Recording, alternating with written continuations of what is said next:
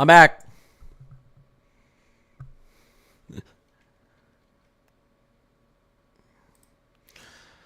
My computer restarted me. It said, restarting. It just restarted on me. I think it's my fault. It's been asking me to restart because of an update for like a week, and I've just been like, I'll push it off. So I think that was my fault. Hi for a third time. First time audio issues. Second time my computer restarts on me. I know. What's going on, guys?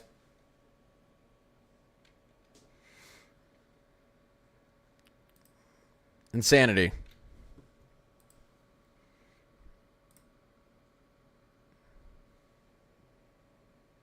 What we watching? We're watching what our winter's like moving forward. That's what we're watching. Middle North Carolina, again, we're going to be in a warm-up for the next couple weeks. We're going to be seeing a lot of rainfall and a lot of heat. It is going to feel like summertime, like springtime in Central North Carolina for a couple weeks. But as I said, we're expected to shift back into a cold pattern as we get into the second half. Expected to, as we get to the second half of February. What is shocking is there's 200 people on here talking about weather in the middle of a great playoff. Well, listen, if you're not a Bills or Chiefs fan, or if you were a Washington fan, you're like, screw football right now. Yeah, no, I appreciate it. I appreciate it. Anyone who's in here instead of watching the playoff game. I've got money on the Bills, so I actually have the updates on my phone as I'm streaming. 29-22 Chiefs. Is the jet stream flipping in the east of the in the east? Well, I know what you're saying. Bringing warmer temps to the Great Lakes. Your Great Lakes are going to be kind of, your western Great Lake region is going to still remain cold, and your eastern Great Lakes region is going to warm up. So our temperatures are going to remain pretty chilly. You're going to warm up a little bit in Wisconsin, and then you're going to really dip back down into cold temperatures, significantly cold temperatures as we get into the first week or two of February. Yeah, south and eastern side of the Great Lake region down here, we're going to see a significant warm up as we get into February. We'll see some cold temperatures up here though. Remain. Any more snow for East Tennessee? Again, we are expecting negative EPO to come back in. We're expecting to go into MJO Phase 8. What happens in MJO Phase 8? You see a big cool down out here, and you see a big heat up out here again. Now, this is going to be 3 weeks from now. But remember, we're only halfway through winter. We're a little 6 days past halfway through winter, so there's plenty of time out here. Big snowstorms happen all the time out east in February and March. Is there going to be any snow in Oregon? Yep, we've been talking about that. Yep, big troughing here as we push into, here we go. Here comes our first low pressure system pushing into the PNW as we get into Thursday and Friday. But you're a little bit warm here, so this is going to be mountain snow. But watch what happens right after it. You get some troughing, and then this snow right here, around the 2nd, 3rd, 4th, maybe low elevation snow into areas like Seattle, Portland, and in those low elevation cities through Washington and Oregon.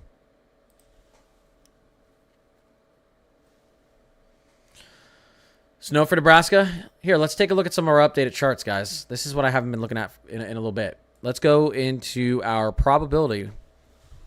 Let's go into our winter percentile.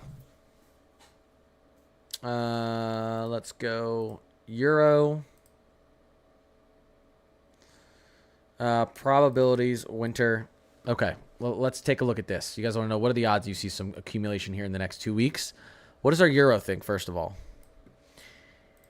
The red is a 90 to 100% chance of seeing more than an inch of accumulation in the next, really through the first week and a half of February. You can see where it wants the snow to be falling, especially when you go to our yellows. But really, our focus for winter storms is going to be up here. If we go to 3 inches or more, we go to 6 inches or more, Again, the heaviest snow is expected to fall through this region. This up here is happening soon. These are just clipper systems. This is great. This is lake effect snow. We're going to struggle a little bit on the coast here. If we looked at our GFS would probably be much more aggressive on this. So again, we're expecting a pretty decent return to snow. Back up here through your central and north and western Midwest, northern plains, Pacific Northwest.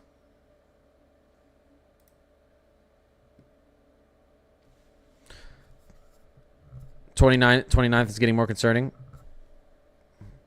If the Chiefs win, it will be the second time in 3 years that the outcome was Chiefs-Eagles. Yeah, I don't want that. So no more snow for Louisiana in February. Late February, maybe you'll have a chance. Here's the problem, though. Here's the problem, guys. When you're that far in the south, your best chance of seeing snowfall, you don't have a great chance any winter of seeing snowfall. Your best chance is January into the very beginning of February. Because for that freezing air to reach the Gulf down here, you need to be in your coldest month of the year or just exiting it. We're expected to flip back cold potentially in the south and east as we get halfway through February and push into March. But then we're tilted a little bit too close, tilted a little bit too much to the sun down here in the south. Even if we get a big Arctic blast, it's going to be hard to get that freezing air down here for snow. Your best opportunity is like the last week of December through the first week of February to get snowfall into these states. Not impossible, though, at least coastally. Again, some of the biggest snowstorms ever through this region have happened in February and March. So... and that's because we get a lot more energy coming off the Gulf here. Your Gulf starts to warm. We get a lot more moisture. And if you just get some cold air timed up right, that's when you see major winter storms and nor'easters in February and March. And we're lining up for that cold air to move back out east. How much snow should we expect in mass? Really, probably 3 to 6 inches right now to be safe over the next week. And then you're going to warm up and you're going to be seeing a lot of rainfall for a while. At least through the first couple of weeks of February. I'll be sick again from this up and down temperature. Brad, I feel you. It does mess with everyone. There's a lot of future snowstorms. The only difference is they're coming through here, JJ, and up here. And as we push into February, and we'll be dealing with a lot of severe weather. And heat through this region. We'll be dealing with some ice through this region, potentially. Lake Erie is 80% frozen. How does that help or hurt the region? Well, once enough of that lake is frozen, your lake effect snow is cut off. Now, it keeps the region cooler, though. The more freeze you have, the more sun that's deflected off your region, and it can help keep those temps cooler for longer. But that's a good amount of freeze. Is it really 80%? You should really expect it's going to be. I don't think there's going to be much more lake effect snow projected if that's true. Touchdown Bills. Hold up. Let's go. Oh my gosh. Okay. And they're going for 180. That's crazy. Yeah, it's been cold up there. Nice. Any snow along Red River, Texas, Oklahoma? Again, we're probably going to have 2 snowstorms that want to move like this in the beginning of February. Maybe 3. You'll probably be on the severe weather / rain / ice side through this region. If you're up in the little pointer finger or out west in Oklahoma, you'll have a chance for some snow out there. Tie ball game. Wow. Much better game than the Eagles game, huh? Much better game. How many inches in Seattle? Again, I think you could get 2-3 inches in Seattle. What does the Euro think up there? Because I think our Euro 12Z tends to agree that we're going to get cold enough for some of this moisture moving forward. See, here's your first system moving into Seattle. Again, probably into Friday, Saturday. You can see your 546 isobar line pushing up here. It's a little bit warm. This is gonna be low elevation rain, high elevation snow. But right after it, here's some troughing. Now the Euro doesn't want. The Euro does even want a little low elevation snow there into Seattle. The Euro doesn't want to sink that trough as much as the GFS until it moves the moisture out. The GFS wants to dive that trough down up here in the Pacific Northwest right here, and this would all be low elevation snow if this trough began to dive a little bit quicker. What's our Canadian thing for you guys up there? Let's do a little model comparison. Canadian agrees with the Euro. That would not be low elevation snow. Our Icon kind of agrees with the GFS, and that would give you a chance for some low elevation snow. So it's a little bit up in the air. It's a little bit up in the air. But it would probably be the second or third if you did get low elevation snow. If the GFS ended up being correct here, but that's tough. Like right here, this would be some good low elevation snow. You can see that troughing moving down and that snowfall up in the Pacific Northwest. You're cold enough up there for low elevation snow at that point. I felt bad for the Commanders. You shouldn't. The Commanders, it would have been a good year if the Commanders got 8 wins and missed the playoffs. That would have been a good year with the rookie quarterback. You know, they overperformed. So I think they're pretty happy with that. Appreciate the follow. What's Ohio looking like? Should I put the plow on? We've got a little bit more troughing moving in here. We do want to see the potential for some clippers to move through Ohio. Nothing significant. And then again, you're going to be really on the ice mixing rain side of the beginning of February. I do think, again, not to sound like a broken clock, as we enter mid-February to late February, that cold air returns back out east, and that's when you'll probably put the plow back on into Ohio. Not expecting anything super significant right here in the next week or two. Yeah, I know. Chiefs and Bills are tied. I'm watching. Yeah, I know. Jacob said my weather app says 15 inches in the Boston. Everyone has been telling me that, and it's the stupidest thing I've ever seen. Almost as stupid as the other night when we were watching the Southern Snowstorm live, and people in Jacksonville were like, "My weather app says 6 inches of snow," and I said, "You're not going to get any," and they didn't get any. I have to see if that's true. Let me see. Is Boston really saying that? You know what? I'm not even going to look. I'm just going to call my friend Phil and see what he says, because he lives in Boston. Let's get him on stream. He's the one who does all my graphic art for my weather page. Let's see if he answers. Come on, bud. I think he's sick. Come on, bud. He'll call me back. Let's see. Boston. Does it actually say that? Oh, there's no way.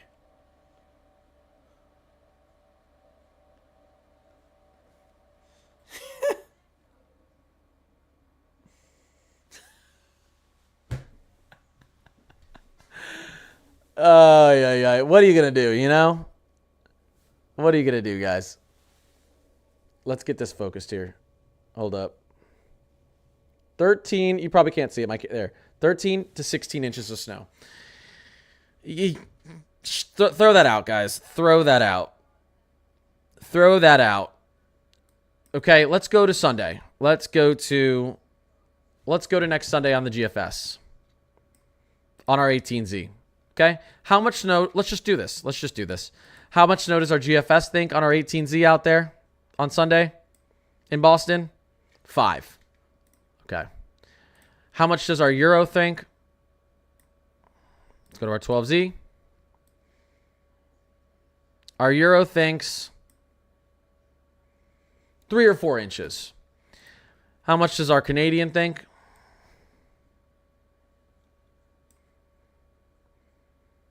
6 to 8. I mean, I don't know what to tell you. I don't know what the guys. Where is the Apple Weather pulling this information from? Here, let's go into our best snow model and look at every possible outcome. Ready? Let's just shut down the weather app. This is so stupid. I don't understand why it does this stuff. All right, let's go into, watch this, guys. This is actually interesting here. Let's go into our ensemble and let's look at panels. Let's go snow totals 1 to 25. Okay. Here is, let's go through the first Saturday. Let's go into 12Z. This is our best snow model. Okay. Here's all our outcomes. Let me zoom in. See if you can see this guy a little bit better. All of our outcomes. This would be maybe 5 to 6. This would be none. This would be 5 to 6. This would be maybe 2 to 3. This would maybe be a foot. So here's one option. Maybe be a foot. This would maybe be a foot. This would be about 7-8 inches. I'm just eyeing the coloring. This would be none. None. This would maybe be 6-7 inches. Let's just look through all the panels. I'll circle the ones that say you're going to even get at least a foot of snow. Hold up. Okay, so the Euro running our best snow model on 25 runs. 25 runs. Gives you 2 runs that it thinks you could even approach 12 inches. But your weather app says you could get 16 inches of snow. There is no better global model for snow than the Euro. Yeah. I don't know what I don't know what the heck it's doing. Now, it's far enough out that maybe we see models trend there. It's just highly unlikely. It's possible, highly unlikely. It's highly unlikely you get even more than 8 inches or 6 inches. So that's crazy. Sometimes I learn some. That's why I like these streams sometimes. You guys tell me stuff and I can't even believe it. I have to go look myself. But again, that's for people who've been here, what do I always tell you? Do not believe any precipitation totals on your weather app that are more than 4 days out. If it's 5 days out and more, it might not even happen. It might just be rain. It could literally, there were like 8 Euro runs that showed 0 inches of snow into Boston. That's more likely to happen than for you to get 13 to 16 inches. What's going on? Peace. Yeah, Wisconsin's expected to have the possibility for a couple snowstorms here. South and eastern Wisconsin, it's going to be close. You might end up with some ice and mixing, but we do expect 1, 2, maybe 3 snowstorms, probably at least 2 snowstorms to pass through the Central Plains up towards the Midwest first half February. Kansas City field goal. Man, this game is pumping. Jesus. Oh my gosh. Come on, Bills, please. No problem, Cass. What the heck happened in Ireland? That is crazy. So the winter storm that put like 10 inches, a foot into Louisiana, 10 inches into Pensacola, 7 inches into Mobile, Alabama? That winter storm got shot off across the Atlantic, really gained some momentum and some serious vorticity and slammed into Ireland. And they saw hurricane force winds. It was mostly a wind event for them. They actually didn't get much precipitation from it. They were calling it a winter storm. It was moving so quickly, they didn't get much precipitation, but they had hurricane force winds going across Ireland. Strongest winds they've had in decades. It was basically like a hurricane slammed into Ireland. Super rare. Over winter. Bomb cyclone, but a super strong bomb cyclone. Is a hurricane coming to the U.S.? No, not right now. Yeah, they recorded gusts up to 80 to 100. They had sustained, though, in some areas around 50 to 60, which is crazy.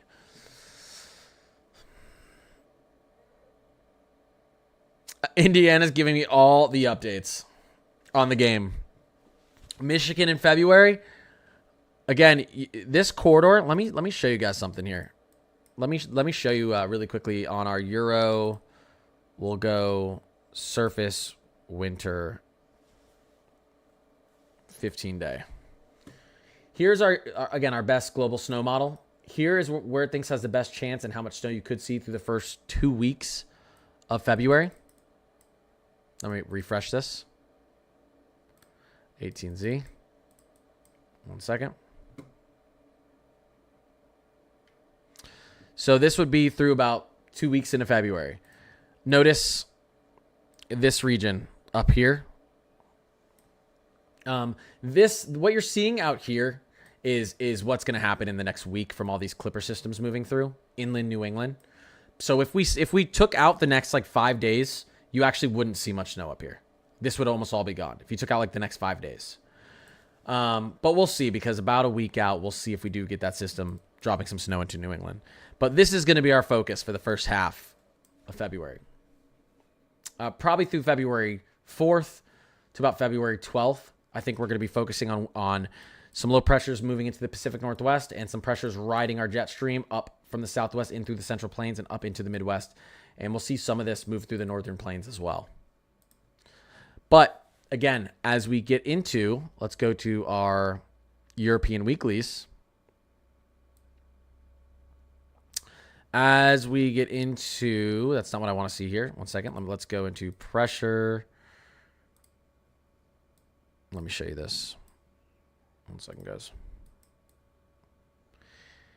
Here's us moving into, here's the first half of February. Cold air out west. This isn't going to show it good enough. Let me get you a different map, guys, and let me zoom out here. Let's go out to North America. And let's do height anomalies. Okay. Here's the start of February. We're pushing into February, and this is kind of the look we want. Ridging out east. Some significant troughing out west. Again, this is going to be associated with cold air, snow, more wintry-like weather. Your jet stream wants to set up. You can kind of see it here. Our mid-level winds kind of want to set up like this. You're going to have your winter storms pulling energy off the Pacific and off the Gulf and skirting up through the Central Plains up towards the Midwest. And you're going to have some winter storms slamming into the Pacific Northwest, moving through the Northern Plains as well with this type of setup. As we push forward, and this is not going to be able to, this analog isn't really going to be able to show it that much. But as we move forward, again, as we get into the third, fourth week of February, we do expect this to flip again. We expect that troughing to return out east. And we expect our jet stream, instead of to be looking like this, we expect to look on our jet stream. Let me see if I can, it's not going to show here. We expect to look on our jet stream at negative EPO like this. What happens here? You get more winter storms down here into the east and that want to run up the coast. Kind of how we had in January. I don't think they're going to be this far south, because the farther you push into February and March, that cold air really struggles to get down into the Gulf. So you're probably going to have a winter storm pattern like this. Again, for people who weren't in my stream earlier, here's our MJO right here. This is our Madden-Julian oscillation. All this is actually extremely important for us predicting how we expect our winter outlooks. Phase 7 of the MJO, which is what we're going into the first couple weeks of February, typically we'll go to our January to March composite, typically looks like this. Phase 7 of our MJO, which is literally what we're about to move into, typically looks like this. This is warm air out east. These phases take about 1 to 3 weeks to change. Here's what we'd be going into. Phase 8 right here. This is probably what we'd be entering, phase 8 of the MJO, as we pushed into the 3rd and 4th week of February, and then phase 1 as we entered March. Potentially, this is kind of what we're expecting. Much cooler out east. Much cooler out east. And again, this is for people who weren't in here earlier. That combined with, these are our teleconnections. What do our teleconnections tell us? How we expect our jet stream to set up. So a negative EPO, when you see this, a negative Eastern Pacific oscillation, you can associate that with a jet stream like this in the east. This is cold air. This is warm air. So you have your MJO outlook and your teleconnection outlook, and the PNA is going to go positive, telling you right now that we expect to flip back into winter weather late February into March. Throw all that out, regardless of what happens, the outlook is just crazy in the fact that it's predicting a ton of drastic oscillation And again, someone mentioned getting sick from all the temperature changes. This is the type of pattern in February and March that will make a lot of people sick. Cold air, very cold, very hot, very cold, very hot, severe weather, ice storms. This leading into spring, again, as an Enzo neutral, that's why we expect such a severe weather spring, especially, depending on how our MJO plays out here in Dixie Alley. So there's kind of what we're watching. We are watching a cool down and snow out here through the first couple weeks of February, and then we're watching that flip back out here into the second half of February, into the beginning of March. That's the easiest way to put it. Where your snow is going to fall locally out here depends on the storm tracks. The only storm track we can see right now, because it's close enough, it's in forecastable range, is this system right here. That we'll look at how the Euro wants to handle this, because our Euro's our better snow model, and this is how our Euro wants to handle this snow wise. Again, it's really pulled back, but we expect some severe weather with this first system. So this is going to be pushing into the middle of the week, Wednesday into Thursday, and Friday we're watching, especially Thursday, we're watching the potential for some severe weather down here. But the major thing we're watching down here is flash flooding. Here is our total quantitative precipitation forecast from the Euro. You're seeing some places in here approaching 6 to 7 inches of rain, and this would really be over a 24-hour period, 24 to 48-hour period. Flash flooding through this region is going to be a serious threat as we get into the middle to the end of next week. The storm system that wants to move in after, now we could get some spin ups from this. We could get some tornadoes. We could get some serious cells that move through here. But here is what scares us right here. Now, I don't want to say what scares us. You don't need to be scared, but you need to be weather aware and weather ready. This system that wants to dive across the southeast as we get into the 6th and 7th range of February. Now, we never look at the future radar out that far. We don't have models that are that accurate, but we do look at troughing and ridging patterns, and we do expect a pretty significant dip in our jet stream with some good ridging out to the east around this time frame. This does make sense that we would have a lot of serious instability through this region. We'll say the 6th through the 9th of February. We'll say the 6th through the 8th of February, we may have a very, very significant severe weather outbreak down here. Plenty of time to analyze, watch, adjust, update you guys. It's not happening tomorrow or the next day or the next day, but something to be aware of. This I wouldn't be worrying about as much as flash flooding. This I would be worrying about serious tornado risk. So that's what's going on with that. Let me get back to chat.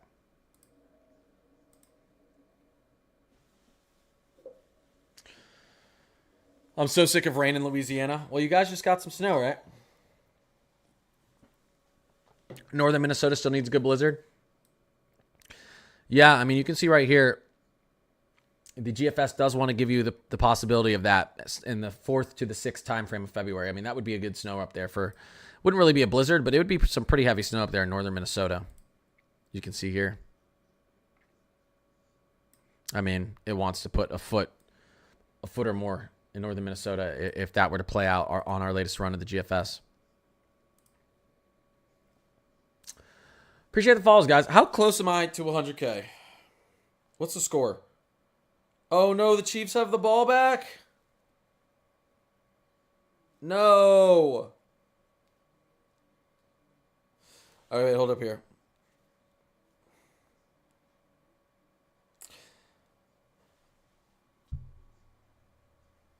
All right, I think I'm 470 followers away from 100K. Help get me there, guys. I'm hyped. Thanks to anyone who's followed or subbed over on YouTube. Close to 100K on TikTok. Looks like Wisconsin finally getting some snow next weekend. It does look like that, right? It does look like that. The GFS skirts snow into southern Wisconsin. But again, these clipper systems behind it, this is what I think is going to be underrated for snow through the northern plains and in Wisconsin. You're going to have temperatures cold enough for a good ratio, and you have a lot of energy that wants to flow through the northern plains and through the northwestern Midwest. These can drop sneakily a lot of snow. I appreciate it, guys. How far ahead can you see the... Well, listen, if we're trying to forecast rain, if we're trying to forecast precipitation levels down to a local level, you really want to be within 48 to 72 hours. If we're forecasting an event, a snow event through like down here, up here, 120, 96 to 120 hours out, we can know what region it's going to be in. Past 120 hours out, it's very hard to forecast where you're going to see a rainfall event, a snow event, ice event. Ice event, you need to be within like 24 hours. But we can see on a more macro level your troughing and ridging patterns, because these are bigger events that happen on a larger scale. So it's easier to kind of see how these things want to move. What do I mean by that? This is right here associated with, this is a ridge, this is a trough. So cooler air here, warmer air here. This is typically where you get your storms associated with the trough. Really associated with the boundary between actually your trough and your ridge. So you'd expect, a storm in here. And that's just because where you have this pressure and temperature gradient, that's what causes instability in the atmosphere. And that's where your winter weather or your severe weather will spawn up. These type of events, you'll have a lot more model consensus on these way farther out. But again, these are large events. I can't tell you how much snow is going to fall right down here or right down here or right down here. I can tell you, hey, up to 200 to 300 hours out, we're probably going to see a major cool down out west and a major warm up out east. But don't expect me to forecast your local rainfall in this area or your local snow in this area. So cold and warm patterns can be forecasted way farther out. I tell people all the time, you can look out over a week on your Apple weather app, and a lot of times it'll do pretty good with temperatures. But if you look at what your Apple weather is telling you precipitation wise more than 4 days out, it's almost always going to be wrong.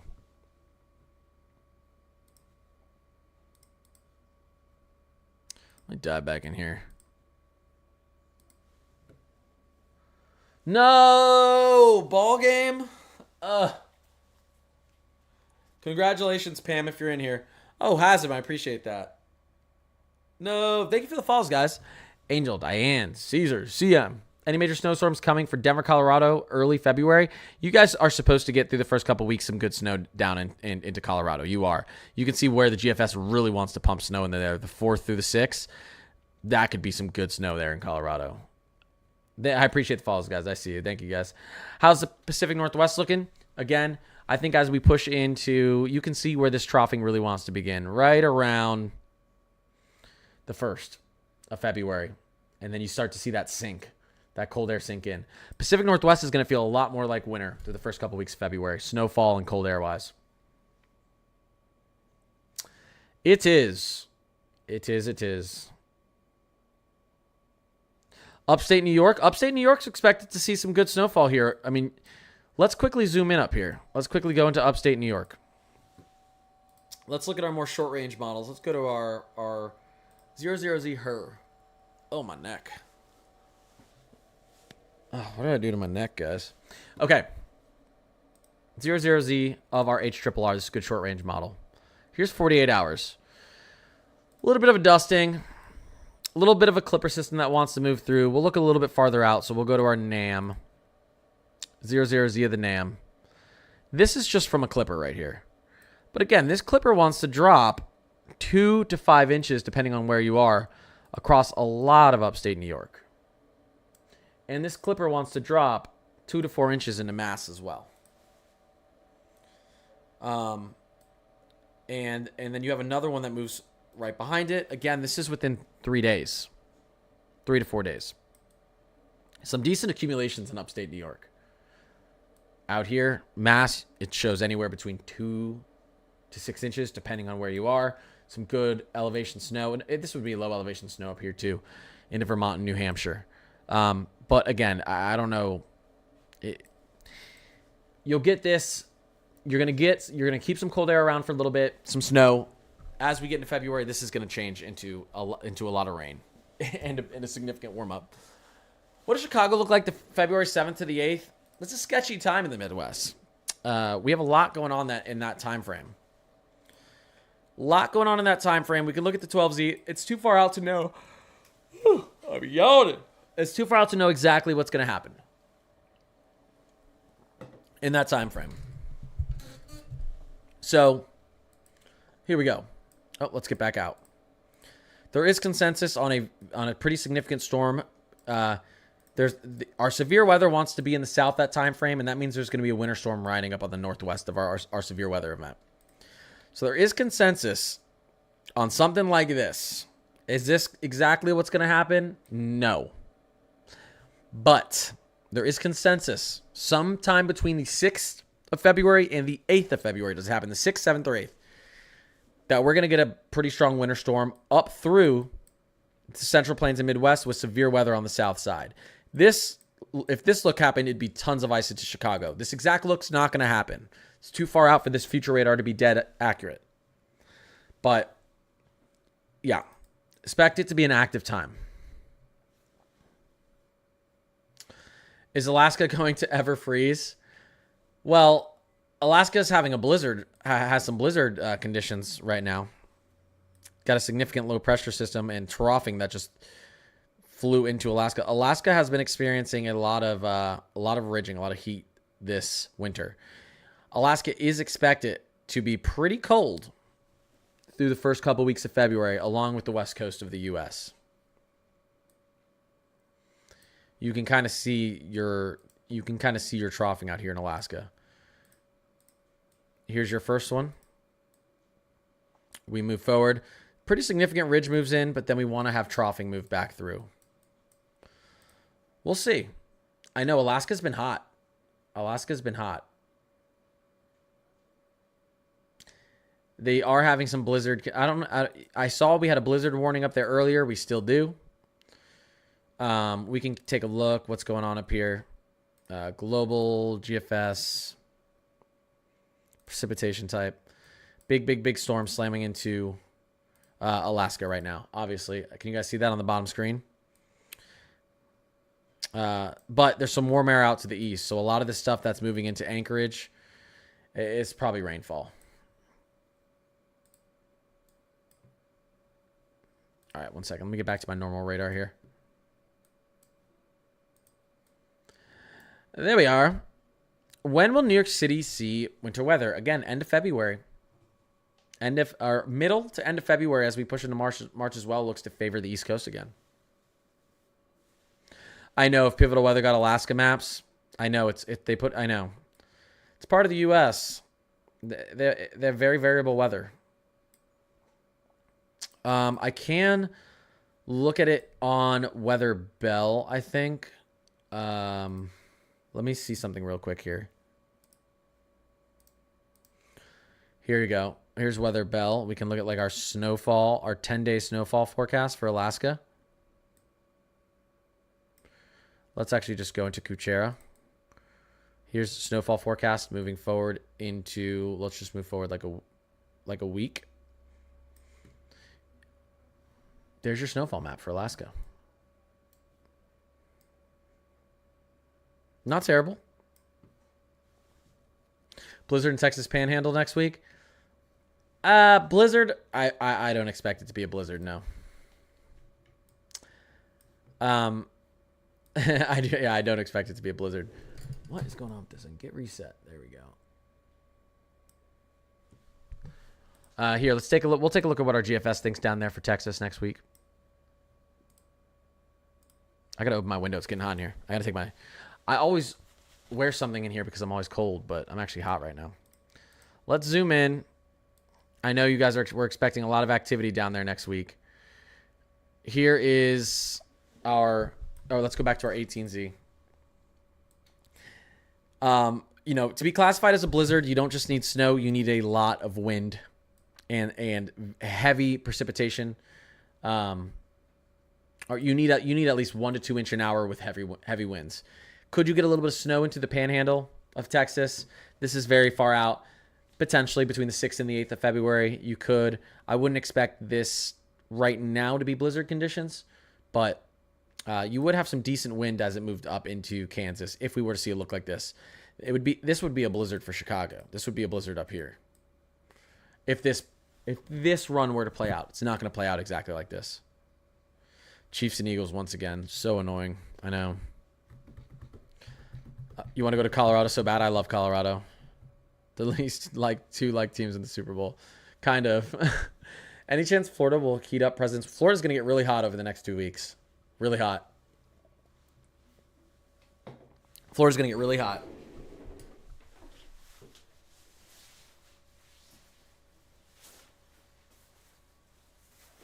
You want to see your temp anomalies? Our Euro agrees with this to a certain degree. Here's our temp anomalies. Look at this. Look at this. Look at Florida. Just heat. Heat, guys. But then we'll see a switch back east. We'll see that cold air move back east. I think eastern North Carolina will see snow again by March. Typically, we don't see snow until February, March. It's going to be tough for you guys to get snow again this winter, DeJuan.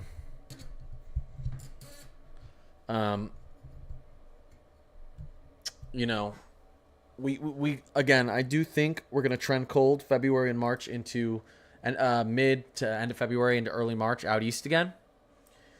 But getting 2 snowstorms on the coast in one winter, you know, your odds are never that great. You need a little bit of luck on your side. We'll see if you get that luck again. It's going to be possible with the cold air back out there.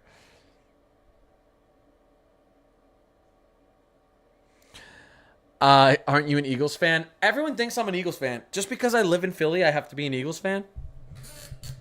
I'm a Giants fan. And I'm a Giants fan. So I'm very butthurt. They took our running back and ran through every team. Any snow for Kansas? Yeah. Kansas is very, very likely to get more snow this year, especially in February. So dumb for letting Saquon go. I know. All Tennessee is getting is rain for a little bit here. It's going to be a lot of rainfall. Yep.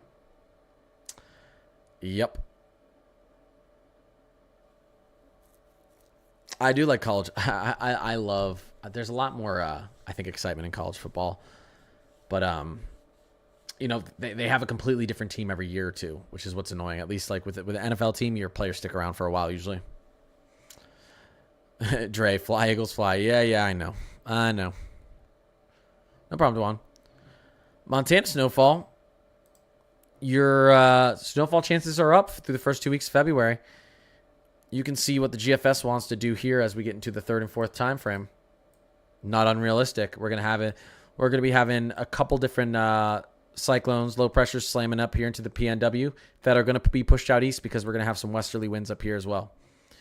We'll have probably actually a southern jet and a northern jet up here. That's why I think we're going to get snowstorms through this corridor, and we're going to get snowstorms up here in the north as well. First couple weeks of February. Austin, Texas. You guys are going to get hot. You guys are going to get rainy, and that's how your next couple weeks is likely to go. But I think we'll see a return to winter. More winter-like conditions into the middle to late February.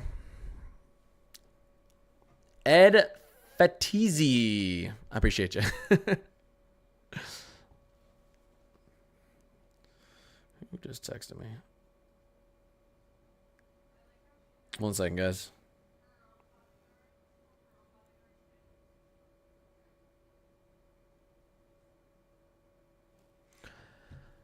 Maryland, nothing's changed. Maryland is going to warm up and see enhanced rainfall for the next couple weeks. Your winter looks to kick back in the middle of February, pushing through the end of February. That's when we look to get our cold air moving back in and our storm track back out here into the east for elevated snow chances. What's the return of winter look like towards the end of February for North Texas? Well, North Texas is in a weird spot because we're going to have a jet stream set up similar to this through parts of the first half of February that might involve North Texas with some snow or at least some winter ice mixing. this right here that's being projected, this huge, huge, huge kind of polar, or we'll call it Arctic blast, this would dive temperature. I mean, here, we can look at our temp anomalies if this happens right here. And there is model consensus of this happening. The models don't agree on how amplified that this Arctic blast is going to be. You can see it wants to bring temperatures 20 degrees below average into northern Texas, 10 degrees below average, 11 degrees below average into Dallas. So we do have model consensus really. We can actually do this here. Let's take a look at North America. Watch this. Okay. And let's go into our Euro ensemble temperature. We will look, 1 second here. Surface winter. This isn't what we want. Here we go. Anomaly. All right. And let's move this into, let's go a little bit further. I need to push this back to the 12Z. All right. Here's our Euro ensemble for around the 7th or 8th of February. Here's our GFS. Same time frame. When I say model consensus, this is what I mean. Here's our Canadian. Canadian has a little bit farther east. But our GFS and Euro are our two best models here. Look at this cold blast here. This is potentially a polar jet dip, not just your main jet stream. So this setup right here gives you a chance for a storm out into the east, a winter storm.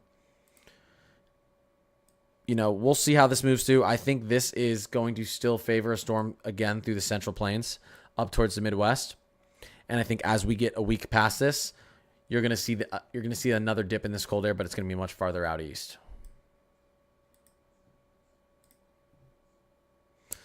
College plays from the heart, not the money. Yeah, well, that used to be even more relevant than now because now all these players are getting paid, but good for the players, I guess. People using their name. At least give them some money for it. Name and likeness. Euro shows a rain for southern Maine, and GFS shows nothing for this coming weekend. What do you think?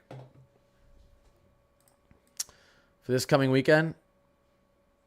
Yeah, the GFS, yeah, keeps the snow just to the south. Yeah, and the Euro brings this warm air, brings that ridge a little bit farther to the north. And that's a perfect example of we're out of forecasting range. What happens a lot more often than not is you get a combination of the two. So that's pretty tough. Again, I like looking at our Euro ensemble for that. I think this is pretty good. This is going to be your best snow model, and it's going to be on ensemble, the average of all the runs. So if we were to do that, let's see here. Surface winter. Let's go by hour. 1 second.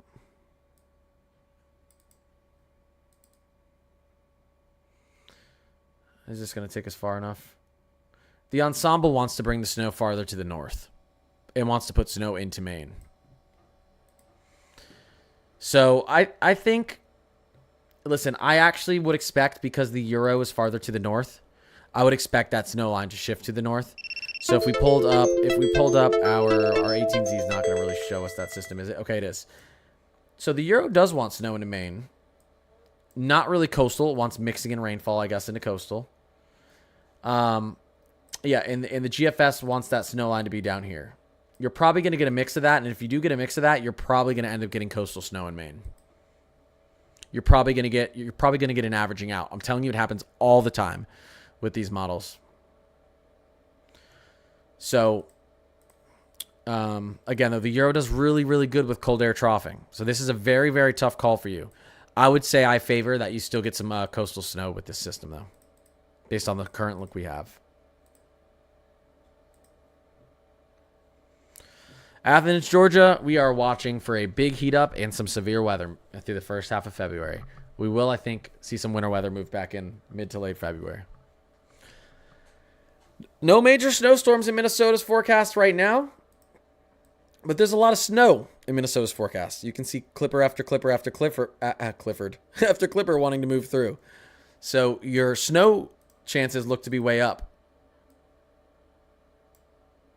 But not seeing any major blizzard in your immediate forecast. New Mexico getting any? Central to northern New Mexico is getting snow. You can see right here. Our Euro is going to be more accurate with this probably. So here's our Kuchera. So our Euro wants anywhere from 2 to 6 inches through elevations down here. This is going to be a lot of elevational snow.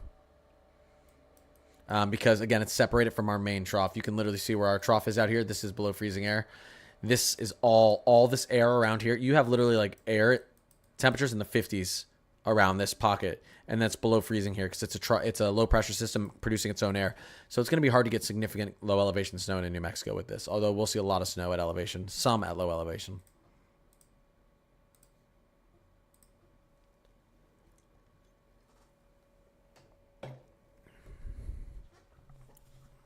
When is that snow?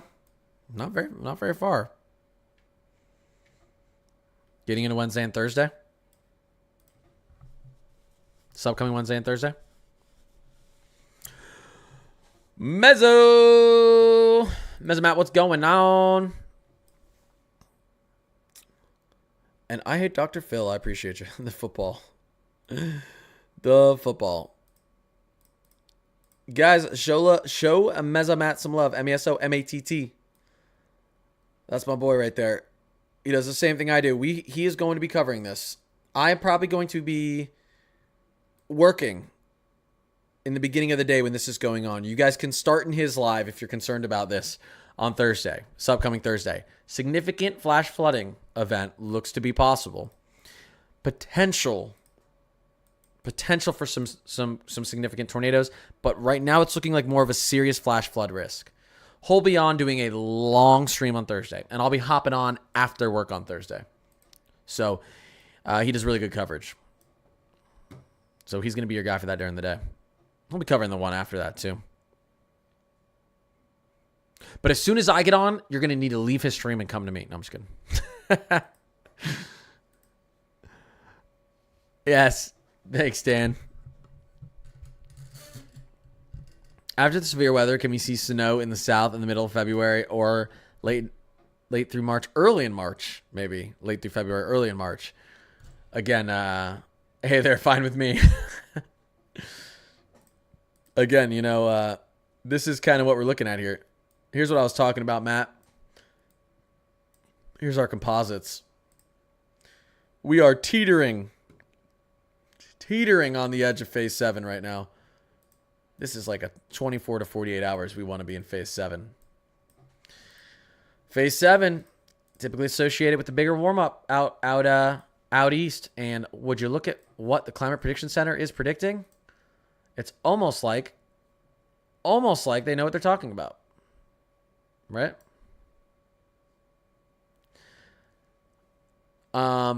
And then as we push into phase 8, you can expect a couple weeks into phase 8. Look at that phase 8, MJO. Now, I wouldn't, the MJO sees a big cool down mid to late February out east. That's one thing. But again, I do like our teleconnections kind of agreeing. I do like the look at our EPO going negative. I like the look of our PNA moving back positive or moving back towards neutral. So I think right now it's favoring cold air back out east mid to late February. I do think so. If I do say so myself. God, if it doesn't cool back down, out east mid to late February, everyone's going to attack me. Listen, it's an outlook, but it's a good outlook for cold air back out east. Again, mid to late February and into the beginning of March. Yeah, everyone's gonna get on my ass. I'm gonna have to delete all my lives and say, I didn't say that. Who? Me? Must have been the other Connor's Climate Corner. Will it rain in the morning in Pasadena, Texas at 4 a.m.? Wow, we're getting real specific right now. Am I doing your local forecast, Marquita? Pasadena, Texas. Pasadena, Texas. Okay. So Houston, Texas. Okay. Will it be raining at 4 a.m. in Houston, Texas? Let's see. What is our very good short range HRRR think is going to be happening about 12 or about 6 hours from now? Scattered showers, nothing too significant tomorrow morning, very early. There's some moisture in the air. Nothing very significant looking. So that's good.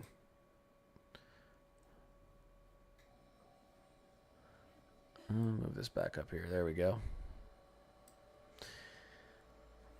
Will Wisconsin see good snowfall in February? It does look to see much better snow in February than you saw in January, specifically the first half of February. We do want our jet stream to set up and our troughing to set up into a pattern that wants to bring snow through this region and snow through this region. So I would actually move this to the north. I'd actually go like this to be safe. So that's what we're watching right now. New York City, February 7th to the 8th. It's an impossible time frame to forecast, but if you were to believe the GFS and Euro, it's probably going to be hot and dry. That's the latest on that time frame, but we need to get closer to know exactly what we're going to see precipitation-wise. Still likely to be warm, though. No early planting this year. Mainly for the road conditions from Georgia to Oklahoma as far as rain or snow. Mid to late February. We're going to be watching mid to late February the potential for maybe some more snow down there between Oklahoma to northern Georgia. We may see the potential for a southern snow through here again. I think your Gulf is going to be done and your coast here is going to be done. Not impossible to see snow through here again, but not very likely. But we could see something sweeping through our Sun Belt down there. Northern Sun Belt. Boone, North Carolina next week. Well, would you look at that? You guys are heating up and you guys are getting soaked. I am concerned about this rainfall right here on Friday into Appalachia. Flash flooding risk. I had to watch out for this upcoming Friday in Appalachia. Seriously, keep updated on that. I mean, I'm going to be talking about it every day, so. Okay, guys.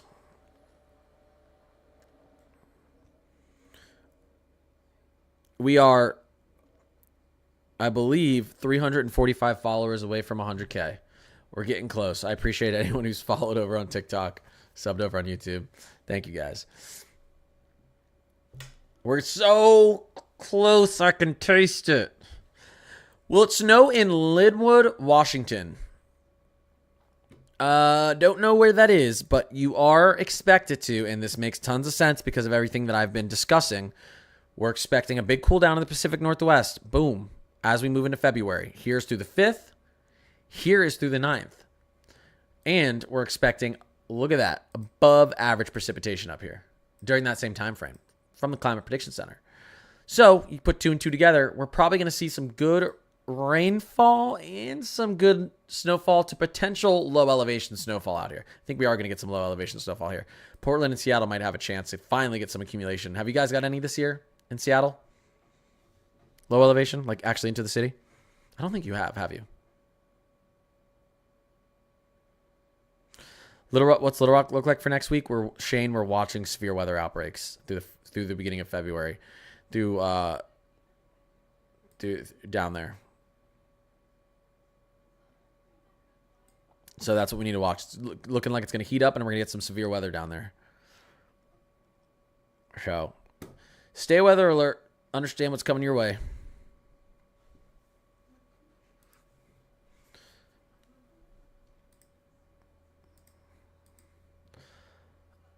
Wait, I'll give you a follow right now if you tell me when Albuquerque, New Mexico is going to get snow. You know what? let's see. Let's go right here.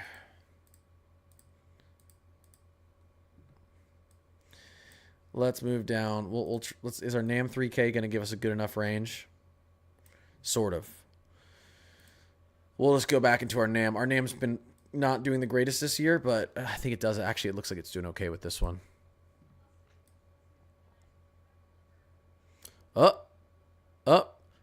Wednesday morning. Through the day on Wednesday. Wednesday looks to be your target in New Mexico there. And then this is going to be skirting off to the northeast. And this is the same system that's going to bring a lot of your heightened, about 24 hours after this, your heightened flash flood threat through this region and out east. Look at all this drawing. Picasso. Thanks for the follow.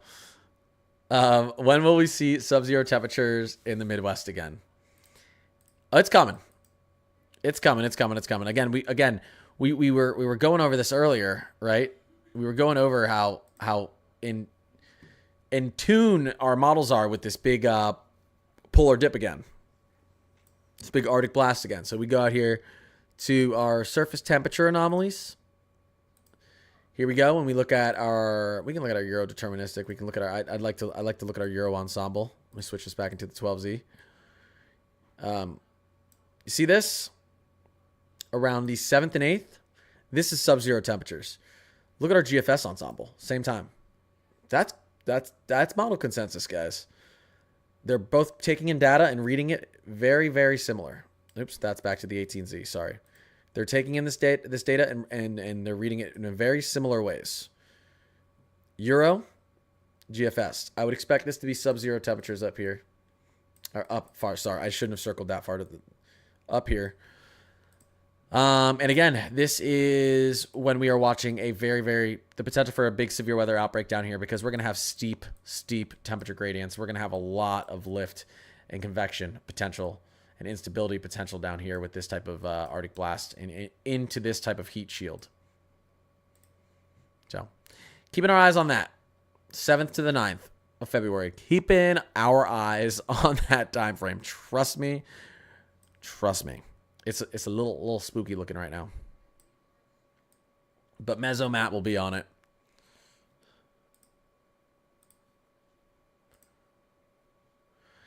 Is a winter storm chance for the Northeast real next weekend? It is.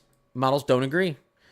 The GFS likes major snow into most of New York, Connecticut, Rhode Island, and Mass. I mean, look at this. And Detroit. The Euro, which the Euro does better with troughing here. So I think the Euro might win on this. The Euro thinks we're going to have a little bit warmer of air. Your warm air is going to be pushed a little bit farther to the north, making this a huge rain event and a big nothing burger for you guys. A lot of times what happens is with this is your GFS and Euro meet in the middle.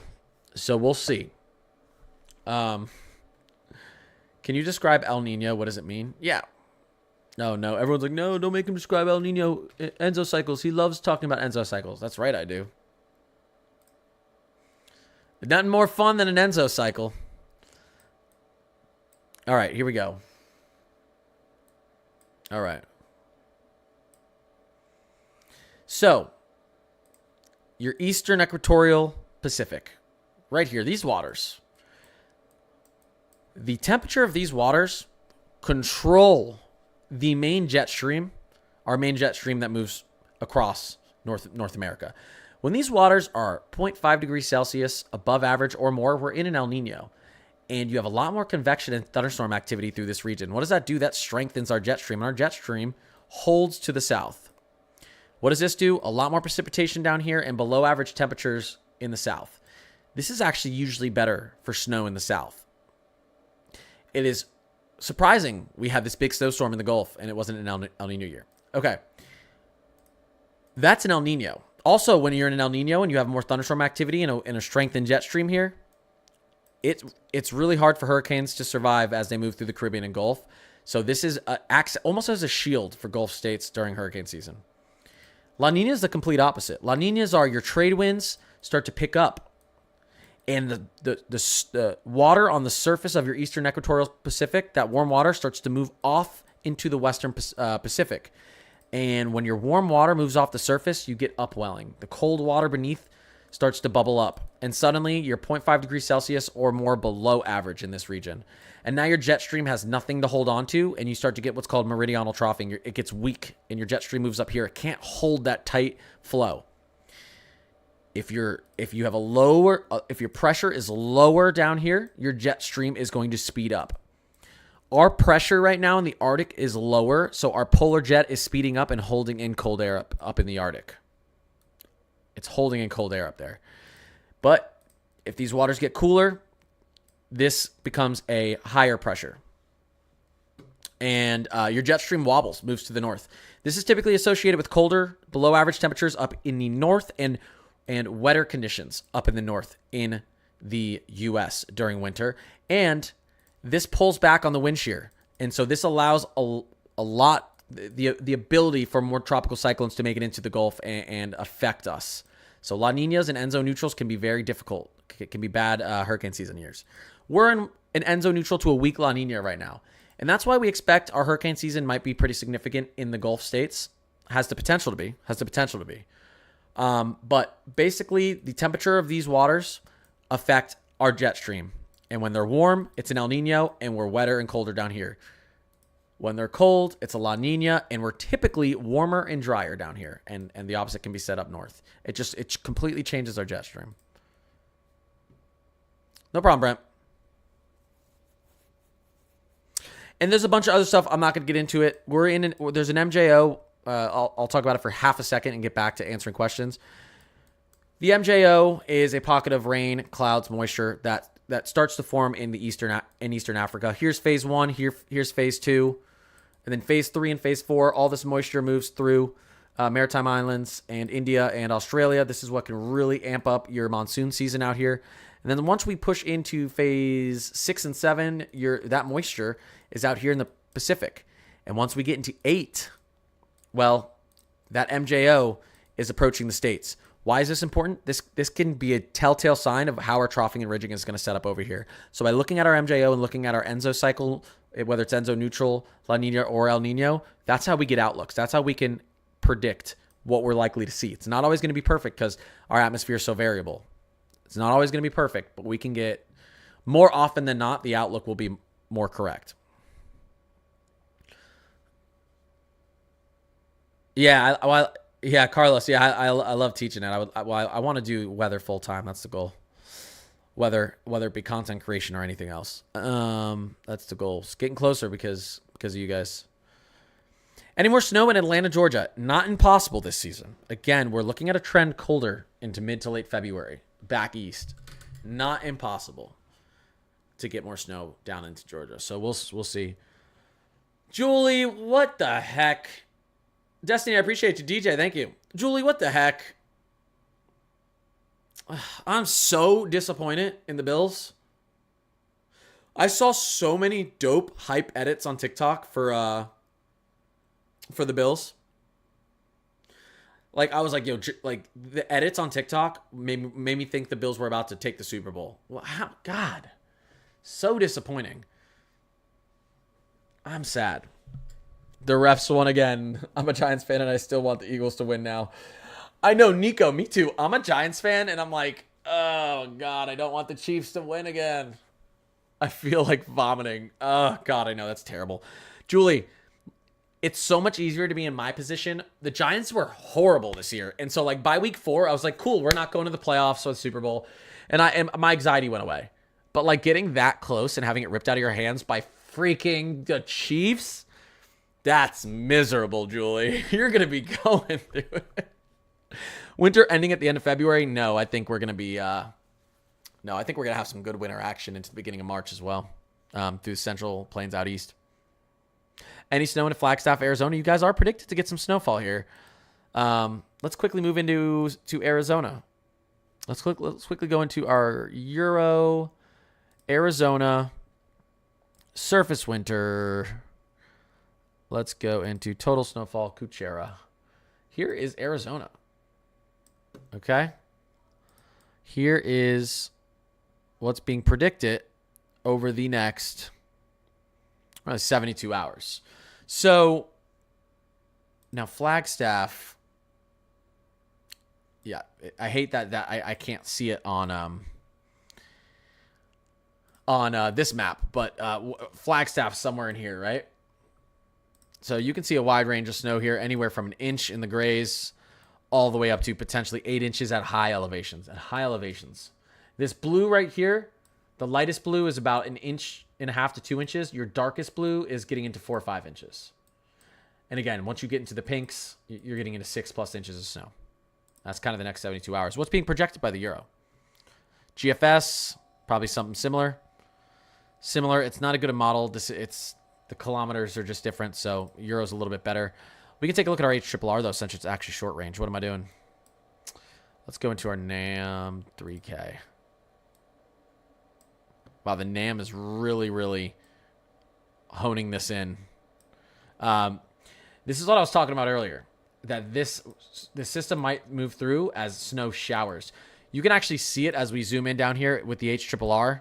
Very weird system. This is not your normal snow system. This is not associated with the trough. This isn't going to be a big blanket of snow moving across the state. Watch how the HRRR treats this, and I think correctly. Watch this. It's a very, very strange looking winter storm. Why? Because it's producing its own cold air. It's not attached with the trough. It's not normal. Look at how this spins through here. So it does look to be very random where the heaviest snow falls. Very, very weird look. You can see that on the NAM as well. Look at this. It's okay. I kind of want to say good luck. Someone's going to way outperform. Someone's going to get nothing. How does the outlook for Minnesota look? Snowy in the first half of February. Yeah, very weird, right? Not like what we just saw down in the south, where you saw, like, typically if this is along your trough line, which is way up to the north, you would see like a big blanket of snow moving east. This is just like weird pockets of snow showers. And again, it's very easy to understand why when we zoom out and you know where it's easiest to understand? Okay. Take a look at what's happening here. Here is your snow system. Here is all the hot air surrounding it. Here is your actual trough. Here's where your snow system should be. This is just a low pressure producing its own cold air. It's not going to move as a big blanket of snow.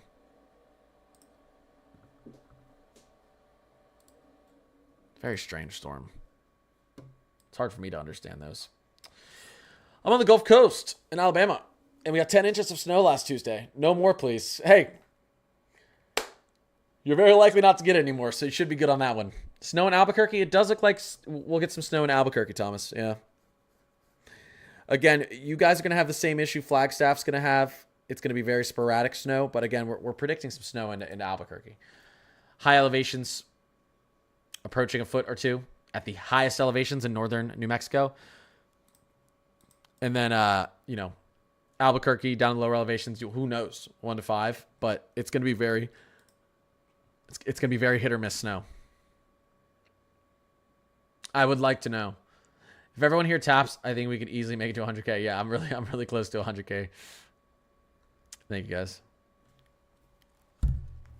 We're close. All right. I have 99.7K followers. I need 225 more followers to hit 100K. Thank you, guys. Thank you to anyone who's assisted. I've been so hyped for the last couple of weeks trying to get there. Do you think we'll see an above average tornado season? Yeah. Well, okay. What is that based off of? A lot of our most severe weather springs happened coming out of an Enso neutral to a weak La Nina. And that's kind of easy for me to explain why. So let me zoom out here. Why do we expect spring to be potentially a bad tornado season, bad severe weather season? That is because here, let's just quickly go to our jet stream. Again, what I was just talking about, when you have a Enzo neutral to a weak La Nina, you have very bipolar weather up here. Your jet stream is doing what's called meridional troughing, and you get hot air, and then you get cold air, and then it's just moving through, transitioning. You get a lot of cold and warm air, boundaries smashing together. A lot of dry and moist air smashing together. Whereas if you're in an El Nino, you're seeing a more zonal flow down here of cooler air with warmer air to the north type of situation. Or not warmer air to the north, but above average air. Enzo neutral and weak La Ninas, it's very variable jet stream, and that can cause a lot of instability very quickly as we get into spring. That's why we see some of our worst severe weather outbreaks in spring in this type of Enzo pattern. So I don't want to just tell you guys, yes, I think it's going to be bad spring without explaining at least where my thought process is and how it works historically. Doesn't mean it's going to be bad. We've gone out, we've exited winters in an Enzo neutral and weak La Nina Enzo before and haven't had terrible spring outbreaks. But more often than not, it's going to be above average severe weather spring in this type of pattern that we're looking to transition into or stay in. Any big snowstorms the rest of the year in New Jersey? Again, I think the Mid-Atlantic hasn't seen their biggest snowstorm this year. I don't. Could they have? Maybe. I don't think they have based on our outlook for mid to late February. Honest truth. What are the next few weeks looking like for Baltimore? Well, the next couple weeks are looking like we're going to see a big warm up with a lot of rainfall. As we get into the third, fourth week of February, it looks like we're going to get another serious look at winter weather back out there. So it does.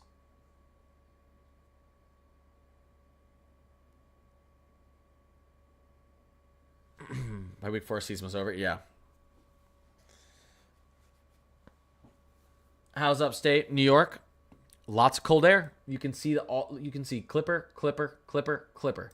We have a lot of we have like 3 different clipper systems that want to drop snow through all of upstate New York, and your temperatures are going to be good for a good snow ratio. So almost everyone in upstate New York is going to see from a few inches up to 8 inches of snow, just because of these clippers and this very cold air that's still going to be moving through here over the next about a week.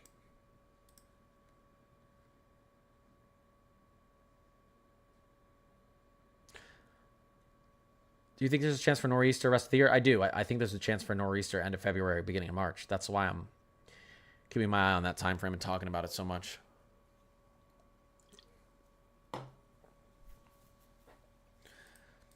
Different models want to put snow in the Panhandle.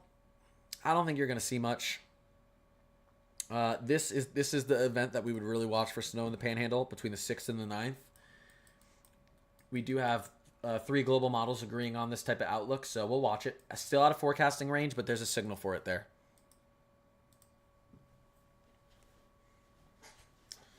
Melanie, I appreciate you. Are you still thinking tornadoes in Georgia next weekend? We'll see if it makes it that far out east. I think your big tornado threat's going to stay out west of you, but we got to get a little bit closer. New Jersey still has a chance for big snow? It does if our MJO and teleconnection outlook remains the same, yeah. It does. Not in the next couple of weeks. Our chances for big snow is going to slow down the next couple of weeks, but remember, we can still get big snowstorms end of February and into March out there, and it's looking like that might be a time frame that our winter weather pattern wants to kick back in. Having fun. I appreciate it.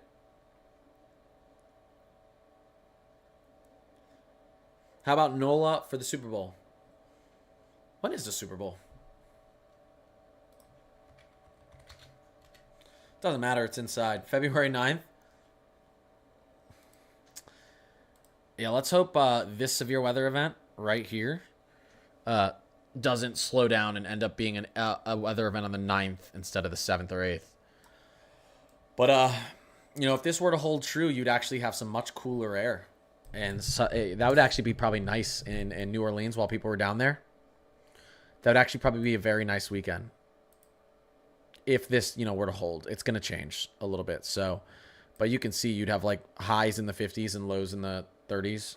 That would actually be a kind of nice weekend with some dry conditions. We'll see. It's going to change. We'll see how much it changes. We're getting the 00Z of the GFS loading, guys. Fun stuff. Appreciate the follows. Thank you, thank you, thank you, thank you, thank you, guys. Thank you, thank you, thank you. Will snow be in South Louisiana? Will you get snow in South Louisiana again this winter? Not very likely. I give you a 1% chance or less. Here's the issue. Even if we have another big Arctic blast, big dip in our jet, we're tilting. We're starting to really tilt more towards the sun once we get into February. And even if we have a big Arctic break here, a big polar jet slow, that freezing air is really, really tough to get down there after middle of February, no matter how big of a dip we have in our jet. So that's why your best chance for snow down there is really like your second week of January into your first week of February. So that's gonna be tough. Will Louisville, Kentucky get any more snow? I think so. This winter, yeah, I think so. Any more snow in the Twin Cities? Your snow chances are pretty elevated in the Twin Cities first half of February. They are. Again, our jet stream does want to take more of a positive EPO type of look here, which would mean colder weather and winterier conditions out here and up here. So that's going to really help you. I'd be shocked if you didn't get some good snow into the Twin Cities first couple weeks of February. Shocked. Not impossible, but I'd be shocked. Yeah, thanks, Carlos. Guys, I'm close. I'm close to 100K followers.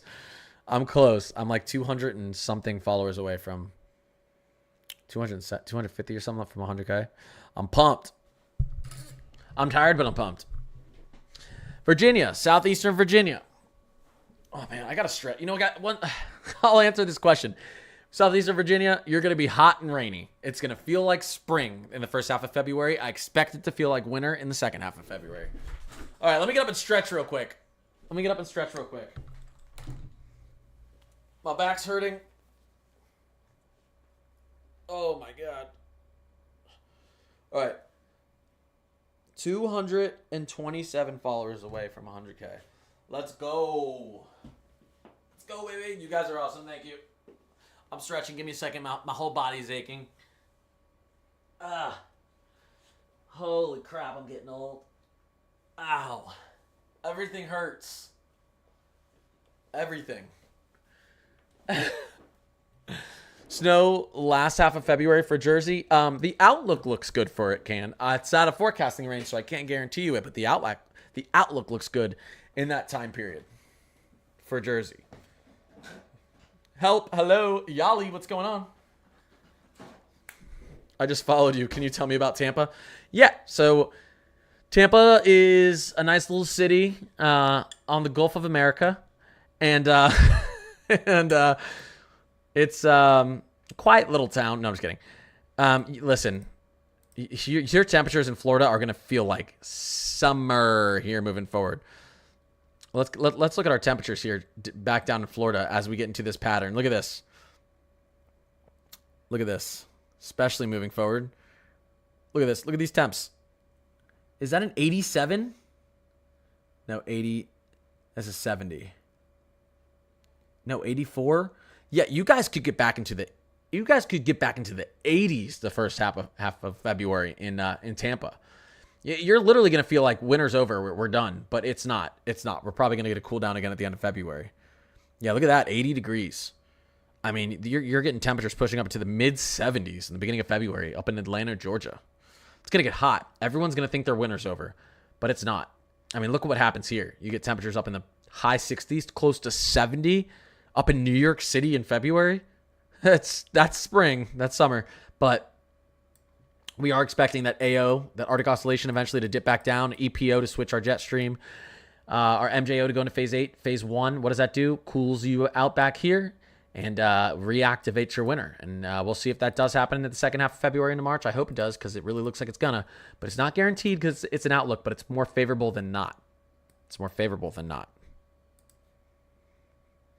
And that would include getting cold air back into Tampa, into Florida. A big cool down for you guys.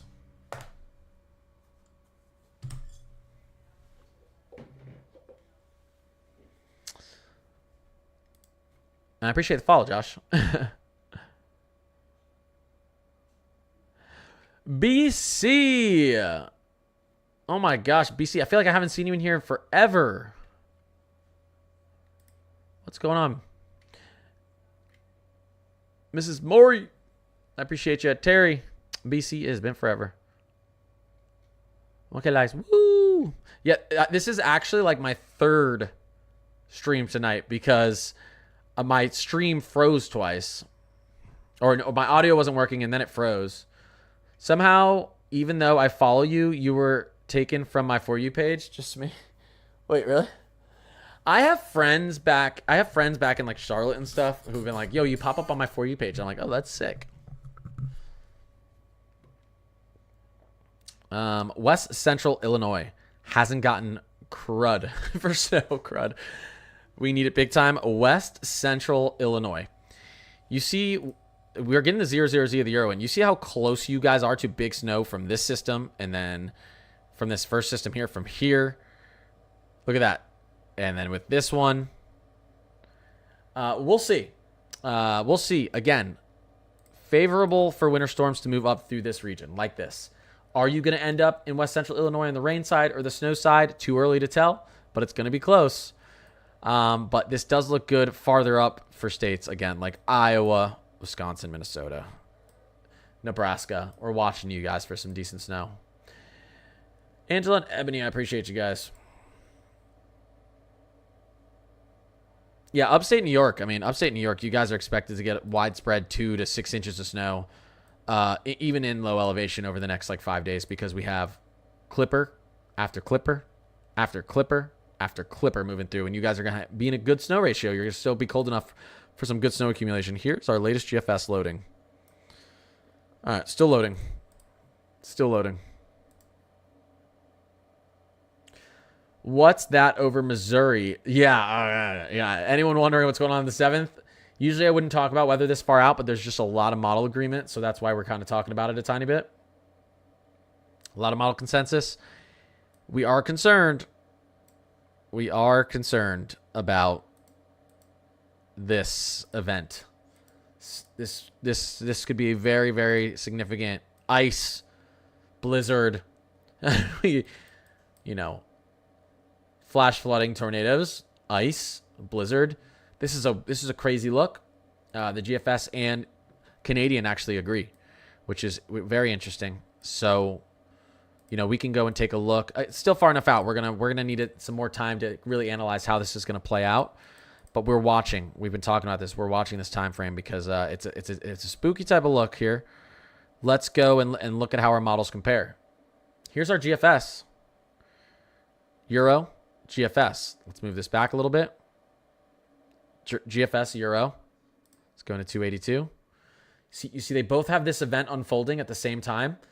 Your GFS, your Euro is a scarier look for tornadoes. This type of popcorn look, guys, this is how you get supercells, very strong mesocyclones. This is a scary look for a tornado outbreak down here. And the Euro really likes heavy snow into portions of Iowa, Wisconsin, and the Twin Cities during this time. The GFS this plays out a little bit different. This, to me, would be a little bit more scarier of a QLCS tornado outbreak, tornadoes in a squall line, and flash flooding involved with this. So the GFS, obviously, it plays out a little bit differently. But it does pull snow. The GFS does agree. The GFS actually likes the snow farther to the south and east. So this would be a blizzard into Chicago, into Green Bay.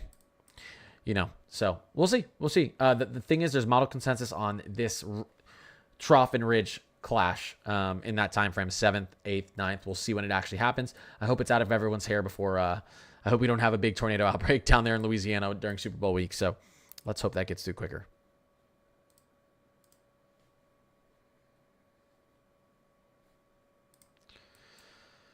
Ay.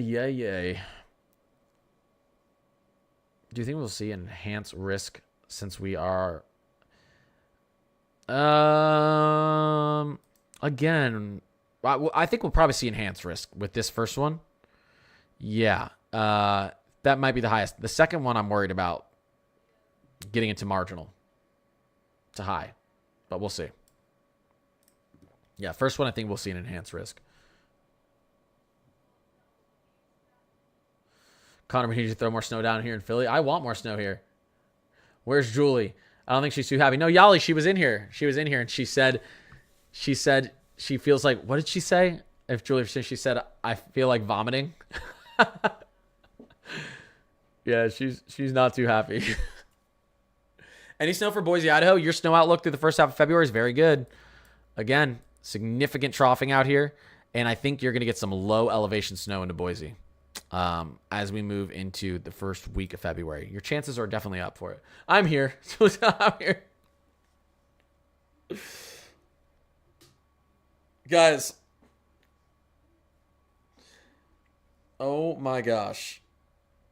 100. I'm 100. I'm 150 followers away from 100K. Wait. I'm sorry. I'm hyped. Holy crap. Literally did not think this was possible months ago. Didn't think I could hit 1,000 followers on TikTok 4 months ago. I literally didn't think I could hit 1,000 followers. I was like, this is going to take like a year. I was like, it's going to take like 2 years. Yeah. Did not think it was possible. You guys are awesome. I appreciate the support, guys. I'm sorry I'm hyped. I've been working towards this. Any chance for a round 3 of snow for the Mid-Atlantic? I do think our second half of February is going to reactivate winter in the Mid-Atlantic. That is not just a thought. Again, we've gone through this stream. We're going to be pushing into phase 8 and phase 1 of the MJO into late February and March. You don't need to know what the MJO is. All you need to know is what's typically associated with phase 8 and phase 1 of the MJO is a cool down out east, significant cool down out east. And our teleconnections, which means how our jet stream wants to set up, is going to favor a jet stream that wants to dip south again. This pulls a lot of cold air in. That's kind of what the outlook that's being projected for the end of February. So that's why we're thinking, I'm leaning towards, and a lot of people are leaning towards a return to winter back in the Mid-Atlantic, second half of February to March. So, yeah, you don't even know what the MJO is. I explained it in my video I posted today. I explained that in detail. Chief meteorologists quit their job at the Weather Channel because they couldn't do their job. Well, a bunch of meteorologists were fired. Did they actually quit, Reiki? Is that how you pronounce it? Is that true? Wait.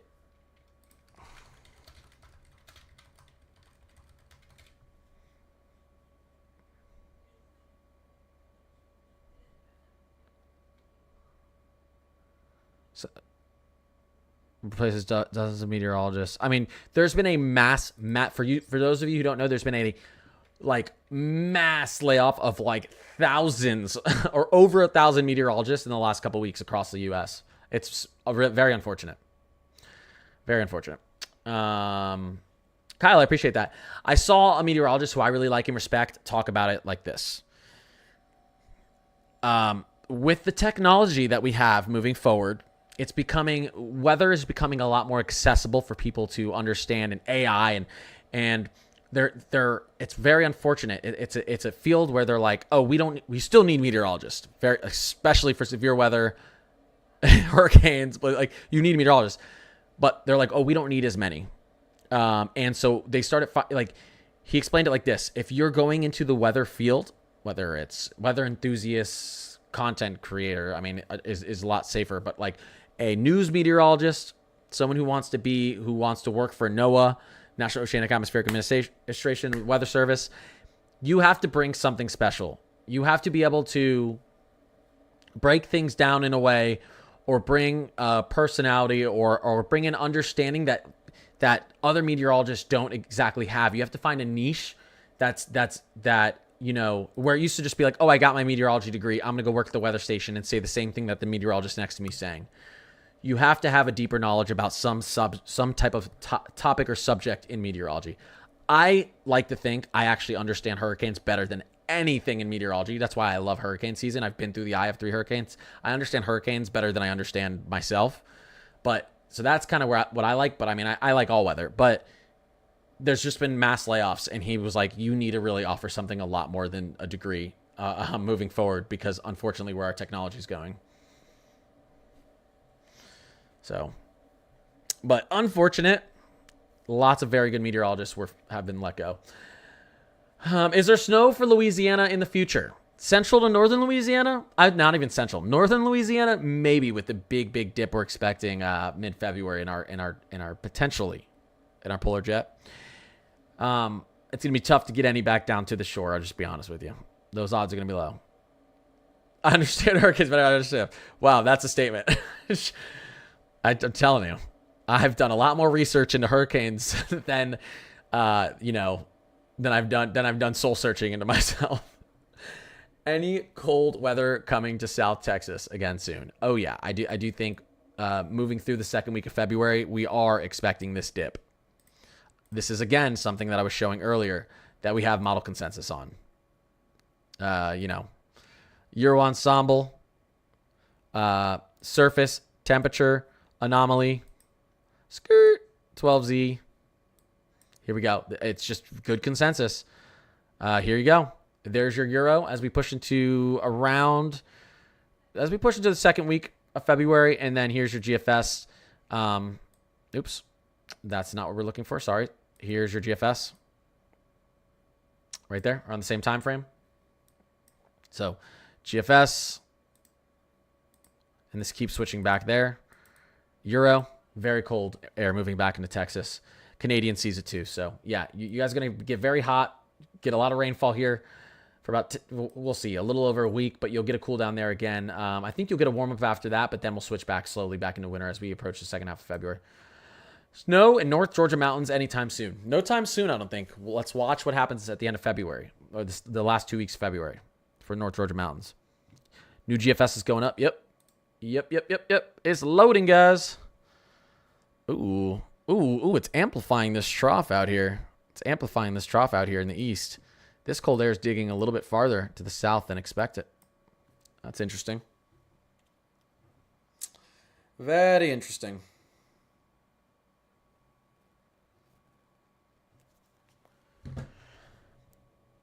Florida's going to be hot for a couple weeks, but again, we expect as that cold air moves back into Texas, that's going to sweep and dump a little bit of cold air back into Florida. I don't think you're done with. You're going to have one or two more big bursts of cold air down in Florida before your winter's over. But we are gonna. It is going to feel like almost like summer here, moving forward through the next 2 weeks. Again, we're going to see temperatures all the way from Jacksonville, Florida, down across to Tampa, even that far north in Florida, getting into potentially the low 80s. You're going to think your winter's over, but I don't think it is. Yali, I appreciate you. Uncle Frankie, what's going on? What is popping? Connor, we need. Oh, yeah, I already read that. Where do you think the enhanced risk will be if you had to guess? Wherever we see our low-level jet, wanting to kick in. So this is still loading here, but... Well, can I see this on our NAM right now? Tough. 00Z. So I would expect something through here. Would be my best guess. And it's going to be a similar location for the second storm, although it might be shifted farther to the north, actually, the second storm. If that does come to fruition, which it looks like it probably will. So that's your severe weather watch.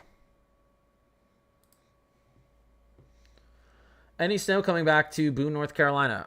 Again, watch the second half of February. It's going to warm up here for a little. I wouldn't expect any snow over the next couple weeks in Boone. Well, this thing wants to dip a little far south, but as we push into late in the second and into the third week of February, it looks like we will get a shift back, some cold air back out east. So again, I think you're not done feeling like winter in Boone. Second half of February into March, we're going to get cold again. At least that's what our outlook's telling us, and I think it's a pretty good outlook. Do you think Indiana could get any more snow, or do you think it will just be rainstorms? It's tough.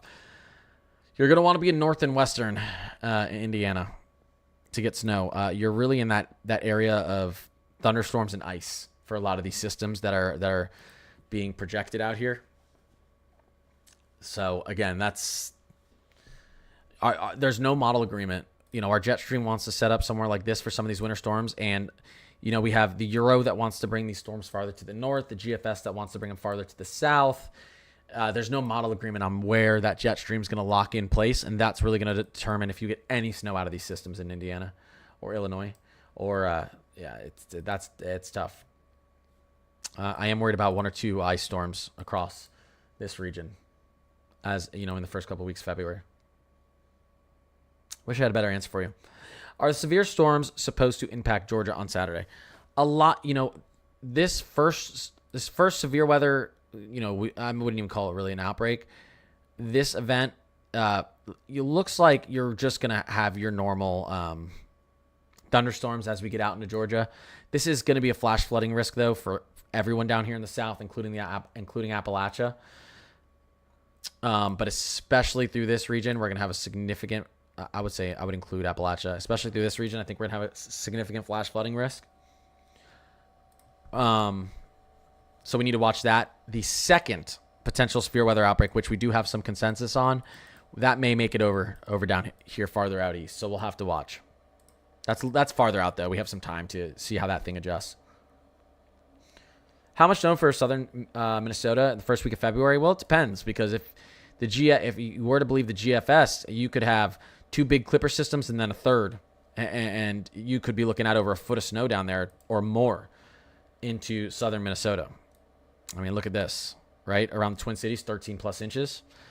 But our Euro has a different take. Let's see what our Euro thinks. Well, look at that. Our Euro moving into the second week wants 13 inches into the Twin Cities. Again, like I said, for you people in Minnesota, for you people, like I said, for you guys in Minnesota, it's a much better outlook for snow first half of February. It just is. Doesn't mean you're guaranteed it. It's much better outlook for you. Much better atmospheric setup for you guys. 1 second, guys.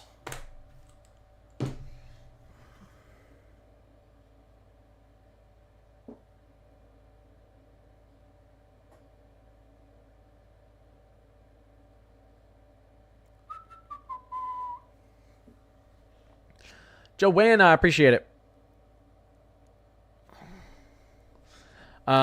Let's see. How much snow for eastern New Mexico? Models are treating this differently. I'll zoom in there. This is a very weird. This is almost an impossible system to project snow totals on, because it's, like I said, it's detached from your trough. This isn't a large blanket of snow. These are scattered snow showers that's going to be moving through New Mexico.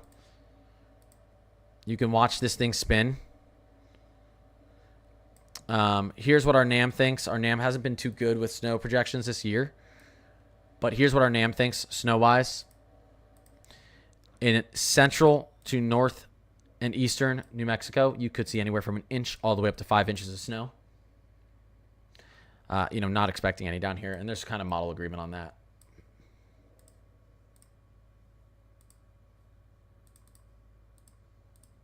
Let's get back out here. Our GFS is loading.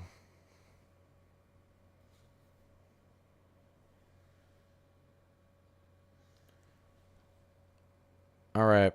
159 follows away from 100K, guys. 159. If anyone wants to follow me, I'll love you forever. I'm honestly really excited for that milestone. Thank you, guys. I never ask for follows. I usually thank people for follows, but this is just, an exciting milestone. Thanks, guys. Portland, Oregon. And I really wanted to get, I told my wife going into this weekend, I was like, I'm going to hit 100K this weekend. So now I'm like, I really, really want to get it. North Mississippi. Yeah. We're watching severe weather threat. We're watching a severe weather threat. You're going to watch for the potential for flash flooding. Serious. We like, if you're in northern Mississippi, Thursday into Friday, pay attention to the weather. Pay attention to the weather. Pay attention to your surroundings. If you're in low elevation, if you're near a river, canal, creek, whatever, pay attention. There's going to be flash flooding. For anyone who doesn't know, flash flooding takes more lives than any severe weather event in America every year. On average, every year.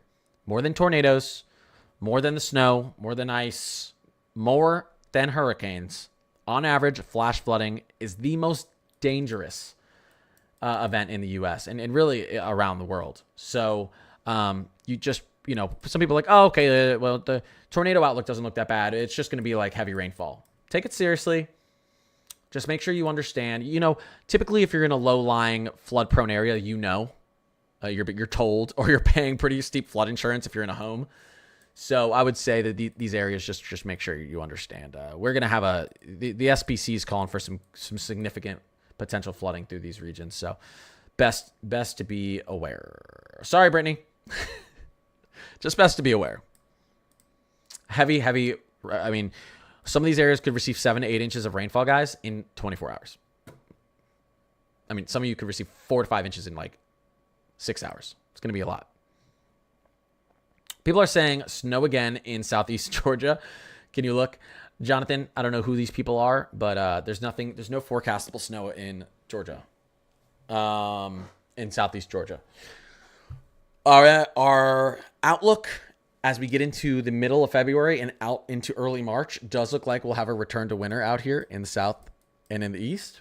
Cold air, some more winter weather out here. But that's an outlook. There's no forecastable snow down there.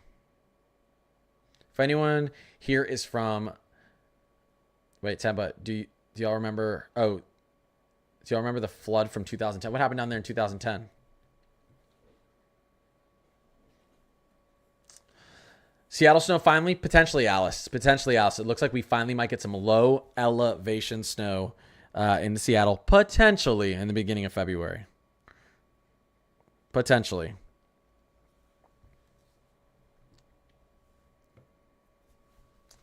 Sarah Bird, thank you for the follow.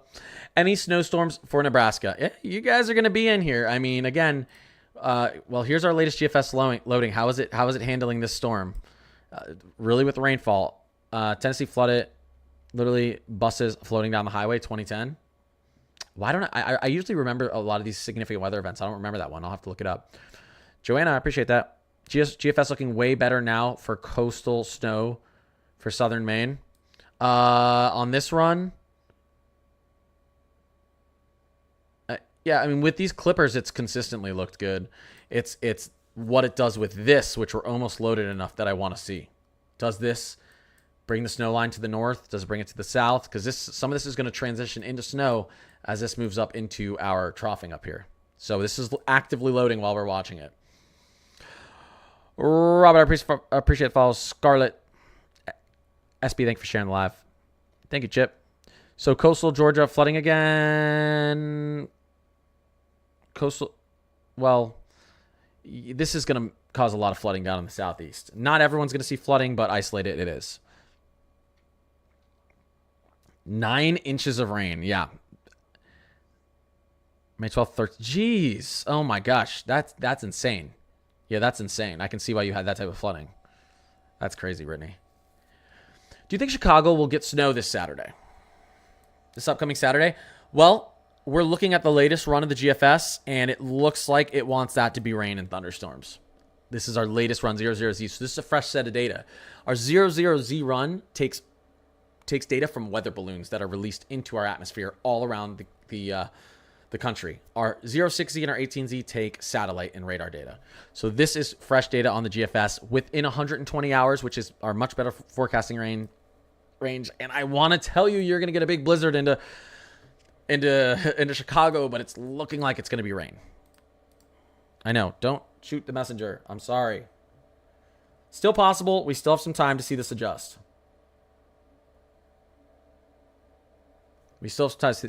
So we'll see. Rick, I appreciate the follow. David, I know I'm missing people. I'm sorry, guys. I'm trying to answer questions. Look at my map. Gianna, you're late. What the heck? Why even join? No, I'm just kidding. Gianna, I'm 100 followers away from 100K on TikTok. Are you staying up till 100K? I have to. I'm like 100 away. Can you imagine if I went to bed right now? I gotta get to work early. I gotta go into the office tomorrow. I would be stressing out all day. I'd be like, what? Like, let me just hop off when I'm like 90 to 100 away. I got to. I lost my aunt due to flash flooding. It was the worst thing ever. Oh, sorry to hear that, Shy. Yeah. People need to take flash flooding serious. Like I said, for anyone who wasn't in here, flash flooding does take more lives in the U.S. on average than any other severe weather event. So No one needs to freak out. You just need to be aware that we do expect the potential, an elevated chance for some flash flooding down here in this region. As we get into late this week, it's really going to be looking like a Thursday through Friday event mainly. So that's something to watch out for. What's happening right now? I'm in Lower Alabama. Yeah, Lower Alabama. Yeah, you guys are going to want to watch that too. You guys could even, depending on what's happening down here with our jet, you guys could even get some spin-ups weak. I think if you get a tornado, it's going to be weak, but we got to watch what's happening there. Oh, look at this. The GFS does still actually want to bring a little bit of snow into Chicago. Not a lot, but it does. Not a lot.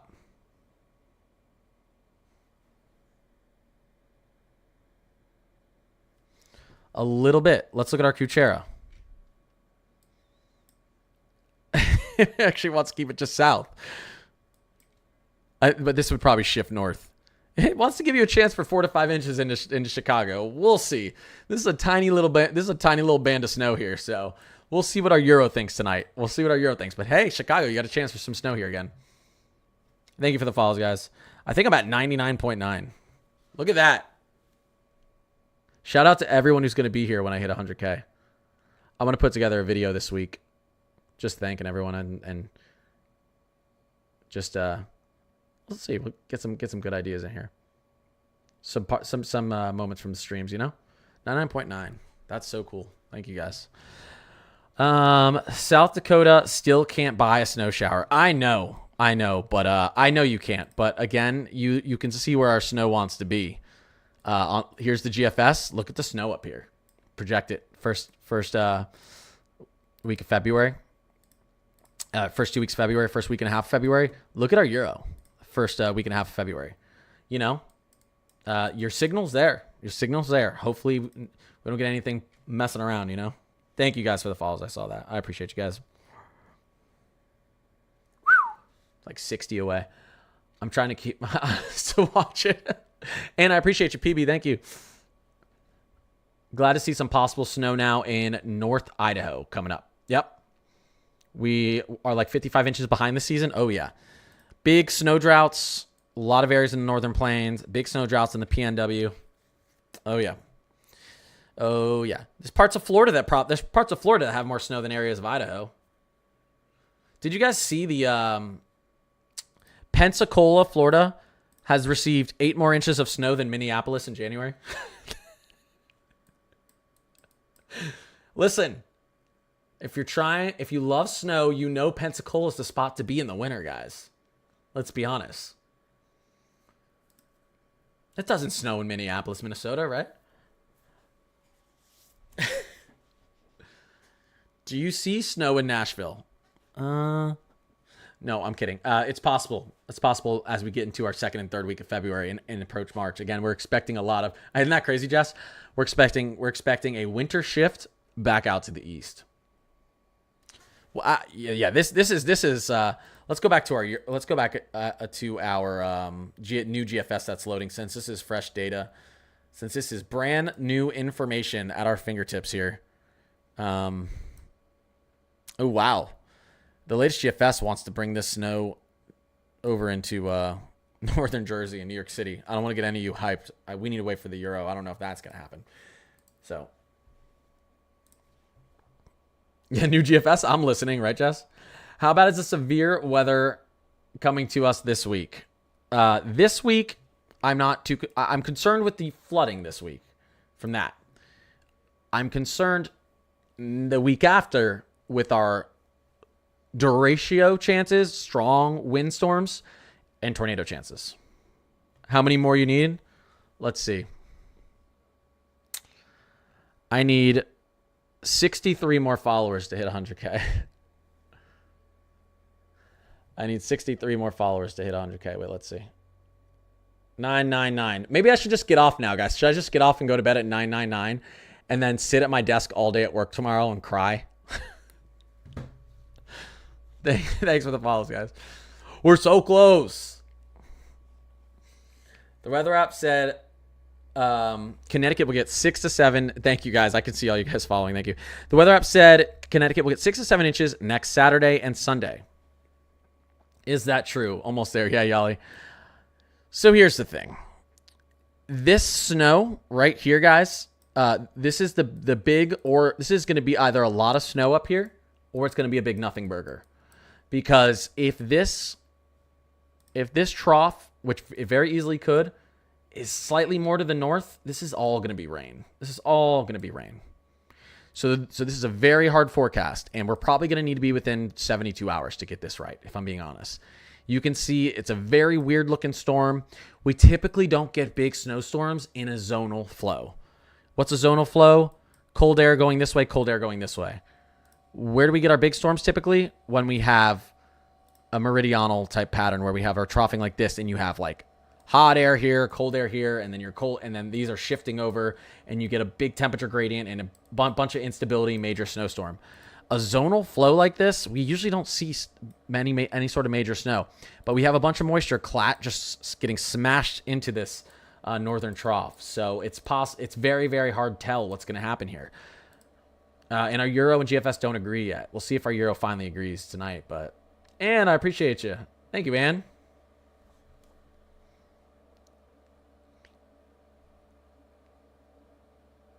I gotta plug in my phone. It's gonna die, and I'm not gonna be able to see what happened.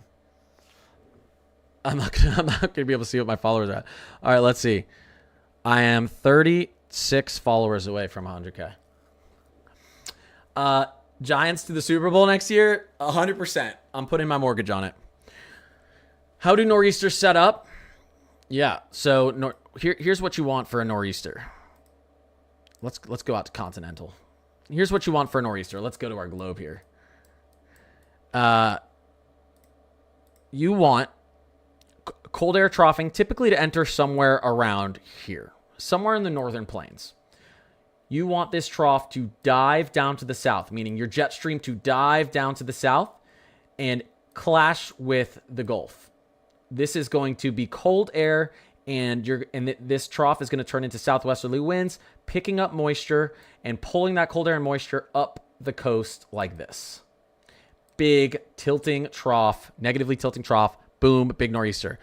If your cold air pushes in a little bit too far to the east, it picks up moisture and your trough tilts, and your snowstorm's actually right here, right off the coast. If your troughing moves in a little bit too far to the west, it tilts up, and your snowstorm's just to the west. Nor'easters can be the most significant and strongest winter storms because if they take the right angle, they just obliterate. They just completely take all of that surface moisture off of the Gulf, and you can get this is when you have like the all-time record, like the 93 snowstorms. That's why that type of pattern, it entering the northern plains and scooping up perfectly through the Gulf like that, that's why when you get your crazy, crazy, crazy winter storms.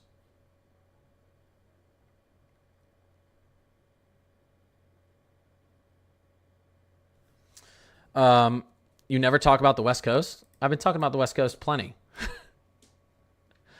Maybe you're not in here when I talk about the West Coast.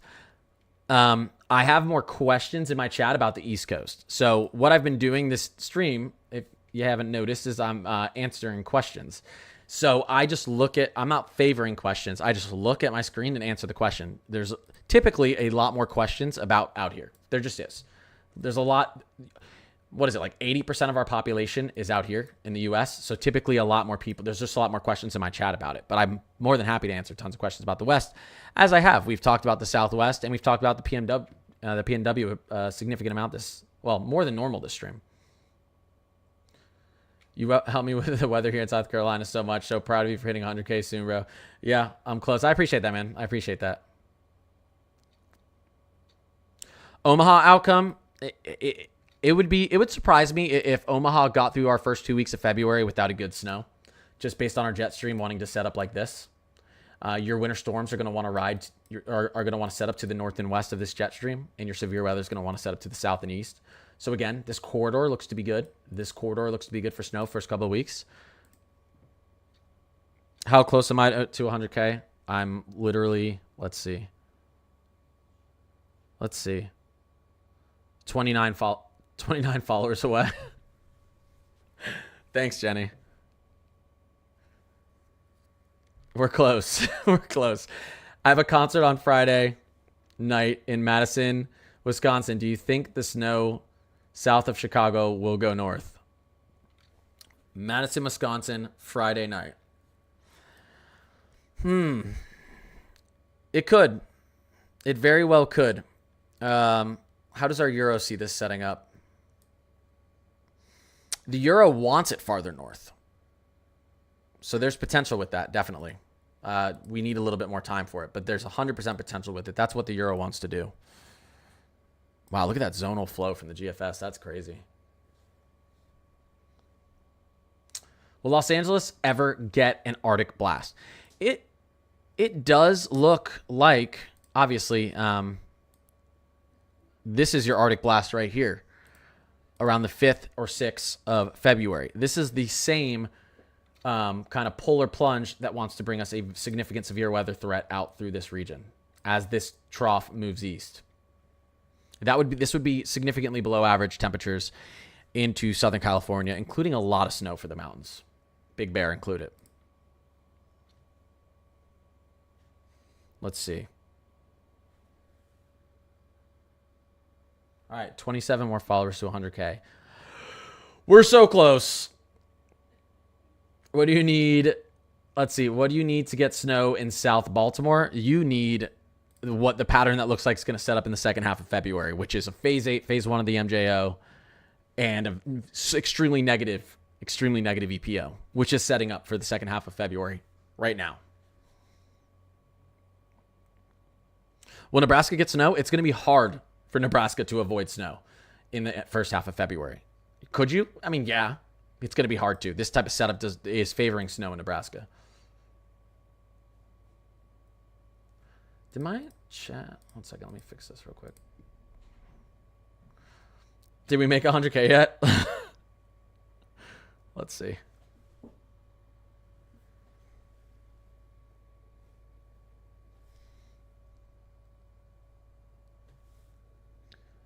$99.9K. I think I need like 20 more followers. All right, let me get my charger because my phone's going to die and I'm not going to even be able to see.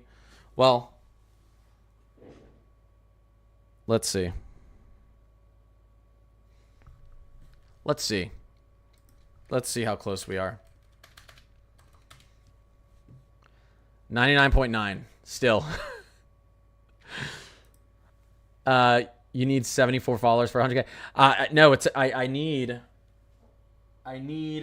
24. I need 24 followers for 100K. Fuel the battery. I know. I can look at it on my computer. What's happening in New Jersey? You guys are gonna stay cool here for a little bit over the next 5 days. I mean, wow. Okay, that's not the new GFS. Let me look at the new GFS. The new GFS wants a chance for snow into northern Jersey. We're gonna stay cold here for at least another 4 days in Jersey, and then we're gonna see a big warm up. Or a decent warm up, and probably it's going to feel a little bit more like spring for a couple days in through the end of the first week and into the second week of February. 24 people follow him. Thanks, Britt. Yeah, well, Nay, yeah, I have to hit 99,950. You don't actually, once you hit 50, it pushes up to the next number basically. Just thanks for the follow, Jess. What about South Georgia? Yeah, South Georgia is going to feel like summer here in the beginning of February. It really is. But again, we're expecting a more winter-like pattern to return into our second and third week of February. This show, you guys are hyping it up more than me. No, I'm hyped. Let's see. Any more snow for Northeast Georgia? It's not impossible. It's going to be tough. It's not impossible. I'm going to go follow you on my 4 other stalking accounts. Yeah, I need 20 followers to hit 100K.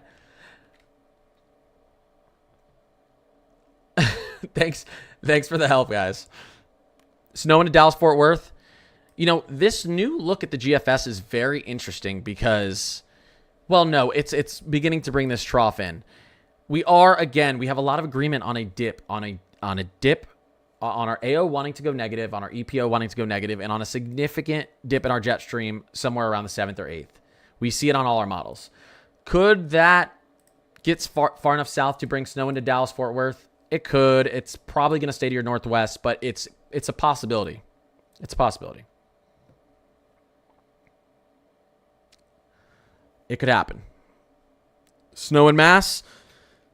With here, let's take a look at our new GFS because this is close. We can take a look at our Kuchera right here. Just what is our latest 72-hour snow total expected in Mass? 2 to 4 inches statewide. If you want more snow, follow him. Let's see what we're at. I need 19 followers. I need 19 people to follow me for 100K. This is my business account and just followed you. Appreciate it, dude. All right.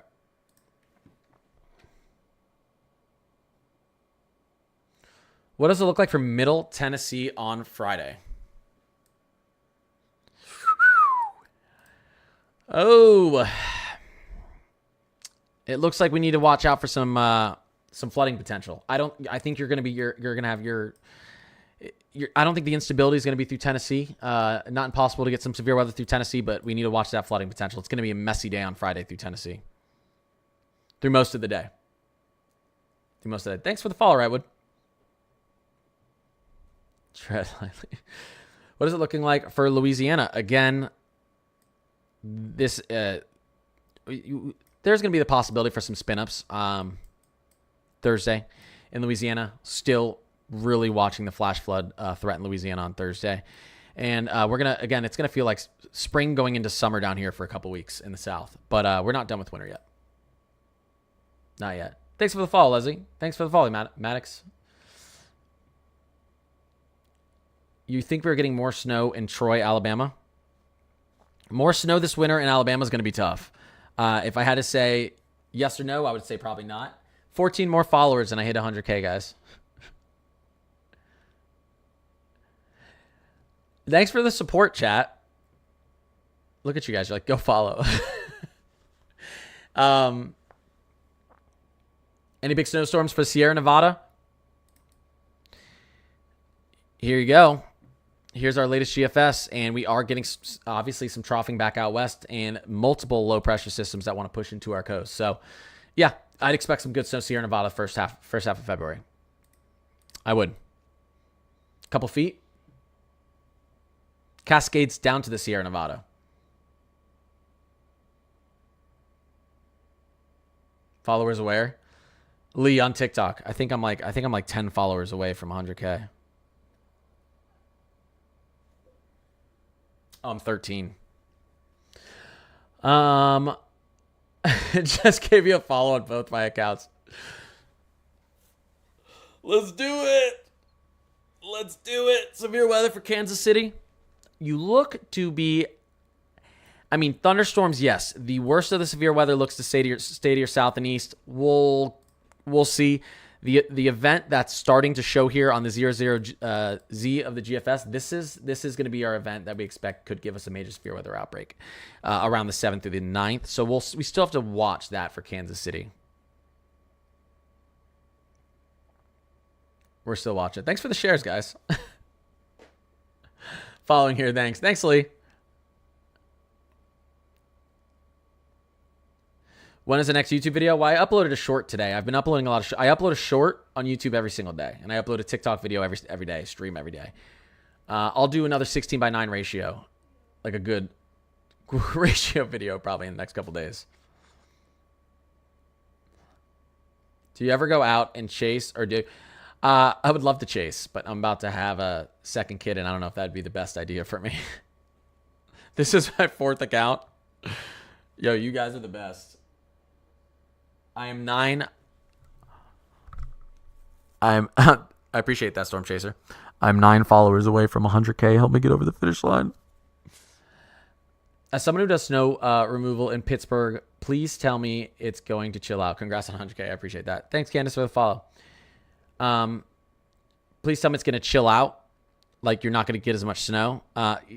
Again, you're going to see a good reduction of snow through the first half of February. I'm a little bit concerned with what our second half of snow is going to look like. Or you mean like chill out? Like, are you going to get more snow? It looks like you're going to get more snow in the second half of February. Kurt, Van, life is good. I literally must be like 2 away.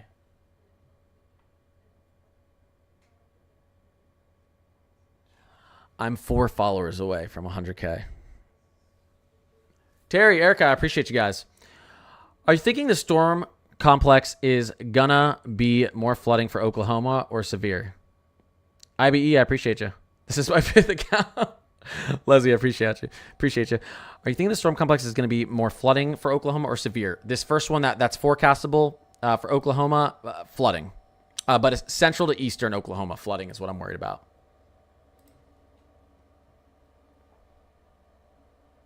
Did we hit it? Let's see. Oh, 2 followers away. 2 followers away from 100K. Who's going to be my 100th K follower? I think I'm 1 follower. Oh! We hit it. We hit 100,000 followers. Who was my 100,000 follower? one of you up there.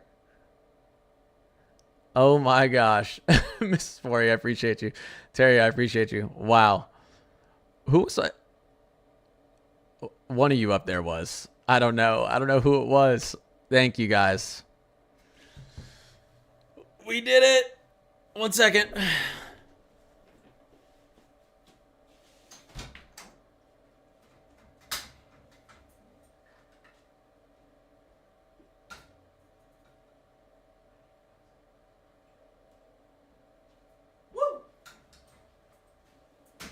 Let's go! You guys are awesome. I appreciate all of you. Seriously, that is so awesome. I did not think this was possible.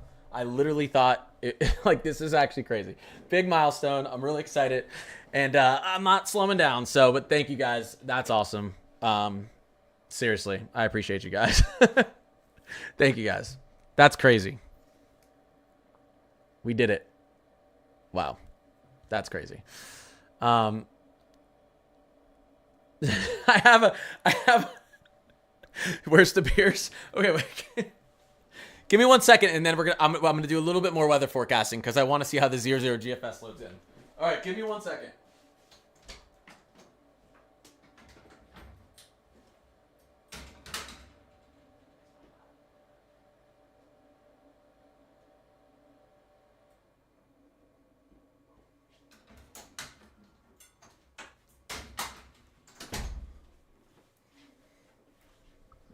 All right. 1 second.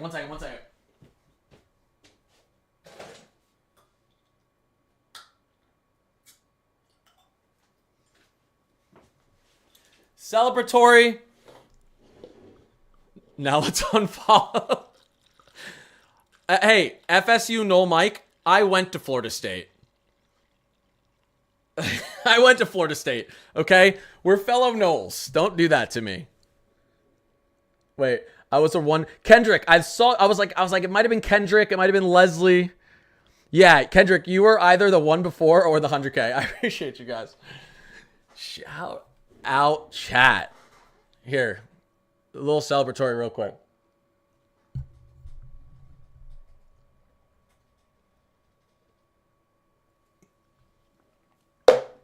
Down the hatch.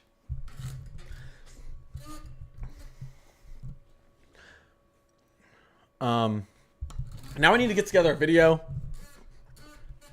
I should have had balloons in here or something, a little party hat. Okay, let's get back to forecasting for a little bit. I want to end this off right. Thank you, everyone. Seriously, this is awesome. I really appreciate all the support. I love doing this. I love talking about weather.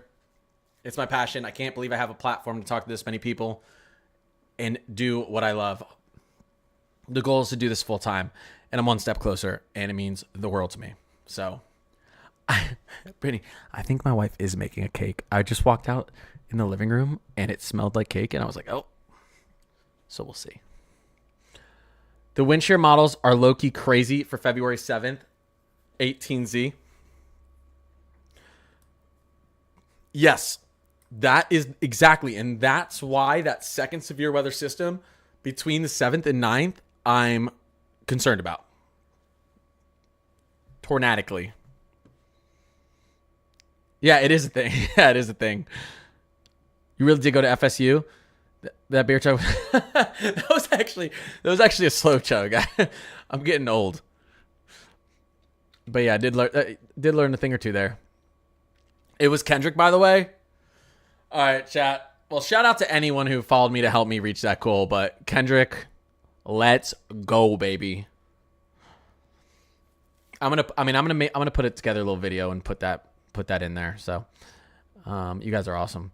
Can you let me know about Indiana, please? I can let you know about Indiana. Okay, we got our 00Z GFS. Here's what we got going on. Look, the new GFS does want to put some snow into northern Indiana. 2 to 5 inches of snow. The Euro still wants that to be rain, so we don't have model consensus yet, but it's possible. It gives you another shot here on the new GFS for snow into northern Indiana. You're going to see a warm-up and a lot of rain through central and southern Indiana moving forward here. Here's where things get interesting. Our latest GFS still sees, you can see this trough beginning to move in out west. Here it is. So this right here, this is your Pacific Northwest, potentially low elevation snow. This is your Cascade snow. This is more precipitation into the southwest. If we continue to see this look as this loads, we're going to be watching something potentially through here, I think, snowstorm-wise. We're about 10 minutes probably away from this model, from GFS loading enough so we can see what our latest outcome is through this region. Connor, you're my rival right now. I am UM. My stepdad went to UM, and both my mom and dad went to UF. So, so did my cousin. So, lots of rivals in my house. Was it Kendrick? Shout out Kendrick. No, I was Kendrick. What? Do you think Arkansas is done for snow chances? I don't think so. I think you may have another chance here based on our second half of February look. Yeah, right? Must be fun for Thanksgiving. I know. My parents were very sad I chose FSU over UF, but you know what happened my second year at FSU? We won the national championship, so ha! I didn't even see all those gifts, guys. I appreciate you guys. CCL, AM, Brittany, Erica, thank you guys. Yali, thank you guys. Oh, Kendrick is my backup account. Oh, I see. Nice. Now FSU is washed, Mason. I don't want to talk about it. You're right. No problem, Terry. Michigan snowstorm anytime soon? Again, let's look at how this. God, look at the snow through the northern plains again on our latest GFS run. Here comes that trough. We're getting really close. Let's reload this. We're getting really close to seeing what the latest update on this event is through the Midwest. Here comes our troughing like we've seen in our other models. What does it do? We're waiting for this to load. This is going to show us where we're probably going to have a snowstorm through here, through this region, somewhere between the 6th and the 8th. We need to let this load a little bit more, and we'll see. Can Mexico get snow? It can. I mean, Mexico gets plenty of snow in high elevations. You can get low elevation snow too. It's tough. You're in the tropics. But I mean, they get plenty of snow. There's plenty of places in Mexico that get snow up in the mountains. Really hoping Chicago will get a snowstorm. We have gotten nothing this year. I know. I want you guys to get a snowstorm too. I want this winter weather to share the love. Are you gonna be live a couple days before the 7th and give an outlook in severe weather? Oh, no, I go live every single day, and if I'm not gonna go live, I tell you on my TikTok story. My goal is to go live every day. Sometimes I get busy with work and life, but I mean, I think I've missed like 3 nights of going live in the last month. I'm pretty much live every single night, sometimes twice on weekends. So, and I post I never missed a post every single day. I was out of town like 2 weeks ago and I missed a post, but now we need Zombie Lover said now we need 100K on YouTube. Guys, I'm only 97,900 away on YouTube. Yeah, that's gonna take a while, but I'll work towards it. You're my favorite one to watch for the models and forecasts. Been so much more accurate than my local meteorologist. Leanne, I appreciate that. Thank you. I'm trying to be as honest and accurate as I can be. What about Dallas, Texas? My birthday is next Sunday. Happy birthday. Shikari? Is that how you pronounce it? That's a nice name. Your birthday's next Sunday. Well, what's good is next Sunday it looks dry. No severe weather threat. Which is good. A little warm. It's going to feel like late spring, I think. El Paso, Texas. Again, I think most of this snow is going to be to your north, and this bad severe weather and flash flooding is going to be to your east. So we're just looking at dry and warm temperatures in El Paso, Texas here for the next couple of weeks. No problem. Any snow headed into Maryland? You could get a little dusting from one of these Clipper systems, potentially. Here we go. The model's getting close. Again, I think Maryland's going to be favoring snow as we get into the second half of February, not the first half. New models came out. Yeah, we're looking at the new GFS as it's loading right now. Oof, this would be just a terrible ice storm for portions of the Midwest. Let's hope that this GFS is off. Started watching before the southern snowstorms, and you were way more accurate than my weather app. Honestly, it's not too hard to be more accurate than the weather app, to be fair. I think my 2-year-old son could be more accurate than the Apple weather app sometimes. I'm on 6Z. Do you not have it? Oh, what, the 06Z? Well, the 06Z of the GFS isn't out. Unless you're on the one from yesterday. Peyton, where are you on the 06Z of the GFS? Why would that come out before the 12Z or the 00Z? Unless you're like on the NAM or something like that, where the NAM's not even on the 6Z either. I know. Should I check? I'll give it a second, Yali. If that ice storm comes true, I'm staying home, and my work commute is a 5-minute drive. Yeah, you should, if that's what happens. Here it is. Here's our trough moving in. This is gonna still confirm our severe weather concerns. Here's your jet stream. Here's the dip. Here's gonna be your moisture, warm air, cold air interaction, your instability. So we're watching it load up right now. Some local meteorologists said central New Jersey we get 7 inches and we only got 3 inches. You predict it, Mason. That's why I never take the high end. It's much better to look at your ensemble and then to look at one deterministic run by the GFS, which is probably what they did. But thanks. I'm glad I was more accurate. I'm shocked that your local meteorologist said you were going to get 7 inches into central New Jersey with that last system that dropped a lot of snow in New Jersey. That was a bad call. Oh, I was on the same model as you. My bad. Typed it wrong. No, you're good. You're good, Peyton. Let's get a load on this. Okay. Jackson, Mississippi, please. Again, what we're worried about in the immediate... Jackson, Mississippi is going to feel like spring and summer for the next couple of weeks. I think you're going to have a big cool down as we get into the middle of the month towards the end of February. This is going to be a flash flooding concern. Probably a slight risk for tornadoes through Mississippi. Sorry, not Louisiana. Flash flooding is our big concern with this event right here. And as we get towards our 7th to the 9th time frame, this is where our big tornado threat's gonna come in. So that's far enough out. Don't need to be concerned. What you should be worried about, or not worried about, but aware of in Jackson, Mississippi, and prepared for in Jackson, Mississippi, is potential flash flooding event. It's localized. It's not going to flood everywhere, but low-lying areas. We got to watch this. This is going to be some.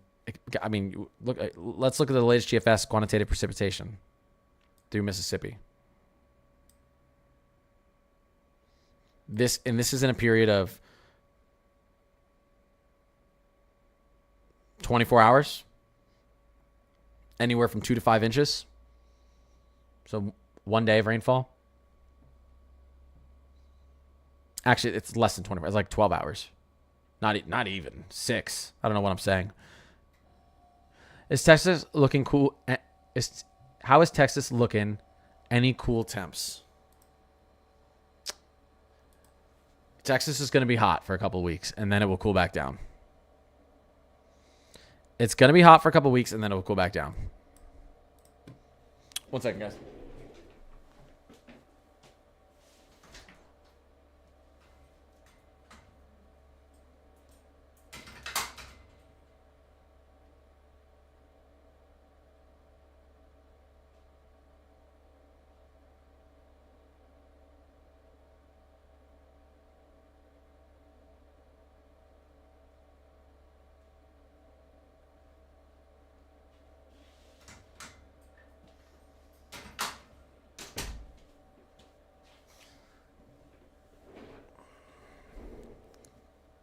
To be fair, the meteorologist thought it would take more of the southern track.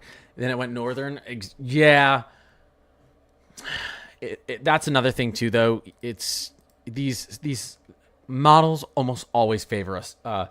Almost always overdo the southern track.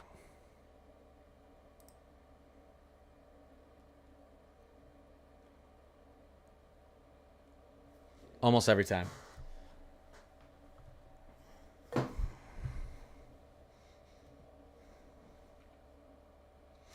Any snow possible in early February for Detroit metro area? Yes. You would need it from this system right here. I mean, we have, obviously, clippers moving through here that could drop a little snow. You would want this system right here that the Euro and GFS don't agree on. That would be February 1st or 2nd. From there, we're gonna be looking at probably more mixing and rainfall to start off February through Detroit. All right, I'm gonna be on tomorrow, just for a quick little celebration of the 100K, and then we'll get into some forecasting. We're getting real close. We're gonna be within 72 hours. Well, we're almost within 72 hours actually of this event. We're gonna be within 72 hours. Strong forecasting range of this event. Hopefully, we still see rain cooled air out ahead of this system, so we don't have to worry about tornadoes, just flash flooding, even though we don't want flash flooding. I appreciate everyone in here. I feel really, really blessed right now and thankful to be in this position to where I've been able to do something, like I said, that I love and I have a lot of fun with. And it's... I literally couldn't have imagined it, honestly. It's so cool. I'm having so much fun growing these channels. And I look forward to streaming every night. I really do. I look forward to making content streaming every night. It's just really great. And I'm really, really, really thankful and happy. Thank you guys to get me to 100K. Big milestone for me. And it really, it's motivating. So I appreciate all of you. I will be back on tomorrow night. And I'll be back on and I'm going to have my celebratory cake and I'm going to eat it, at least a piece of it. And then we're going to get into it. But you're all awesome. Especially, I know there's a lot of people who have been here from really early on when I started this channel too. But I appreciate that, Lee. Everyone have a really, really great night. Let's have a good week. And yeah, you guys made my night. You guys made my year already. So seriously, I appreciate all of you. I appreciate the support. And I'll be back on tomorrow. Everyone have a good night. Thank you.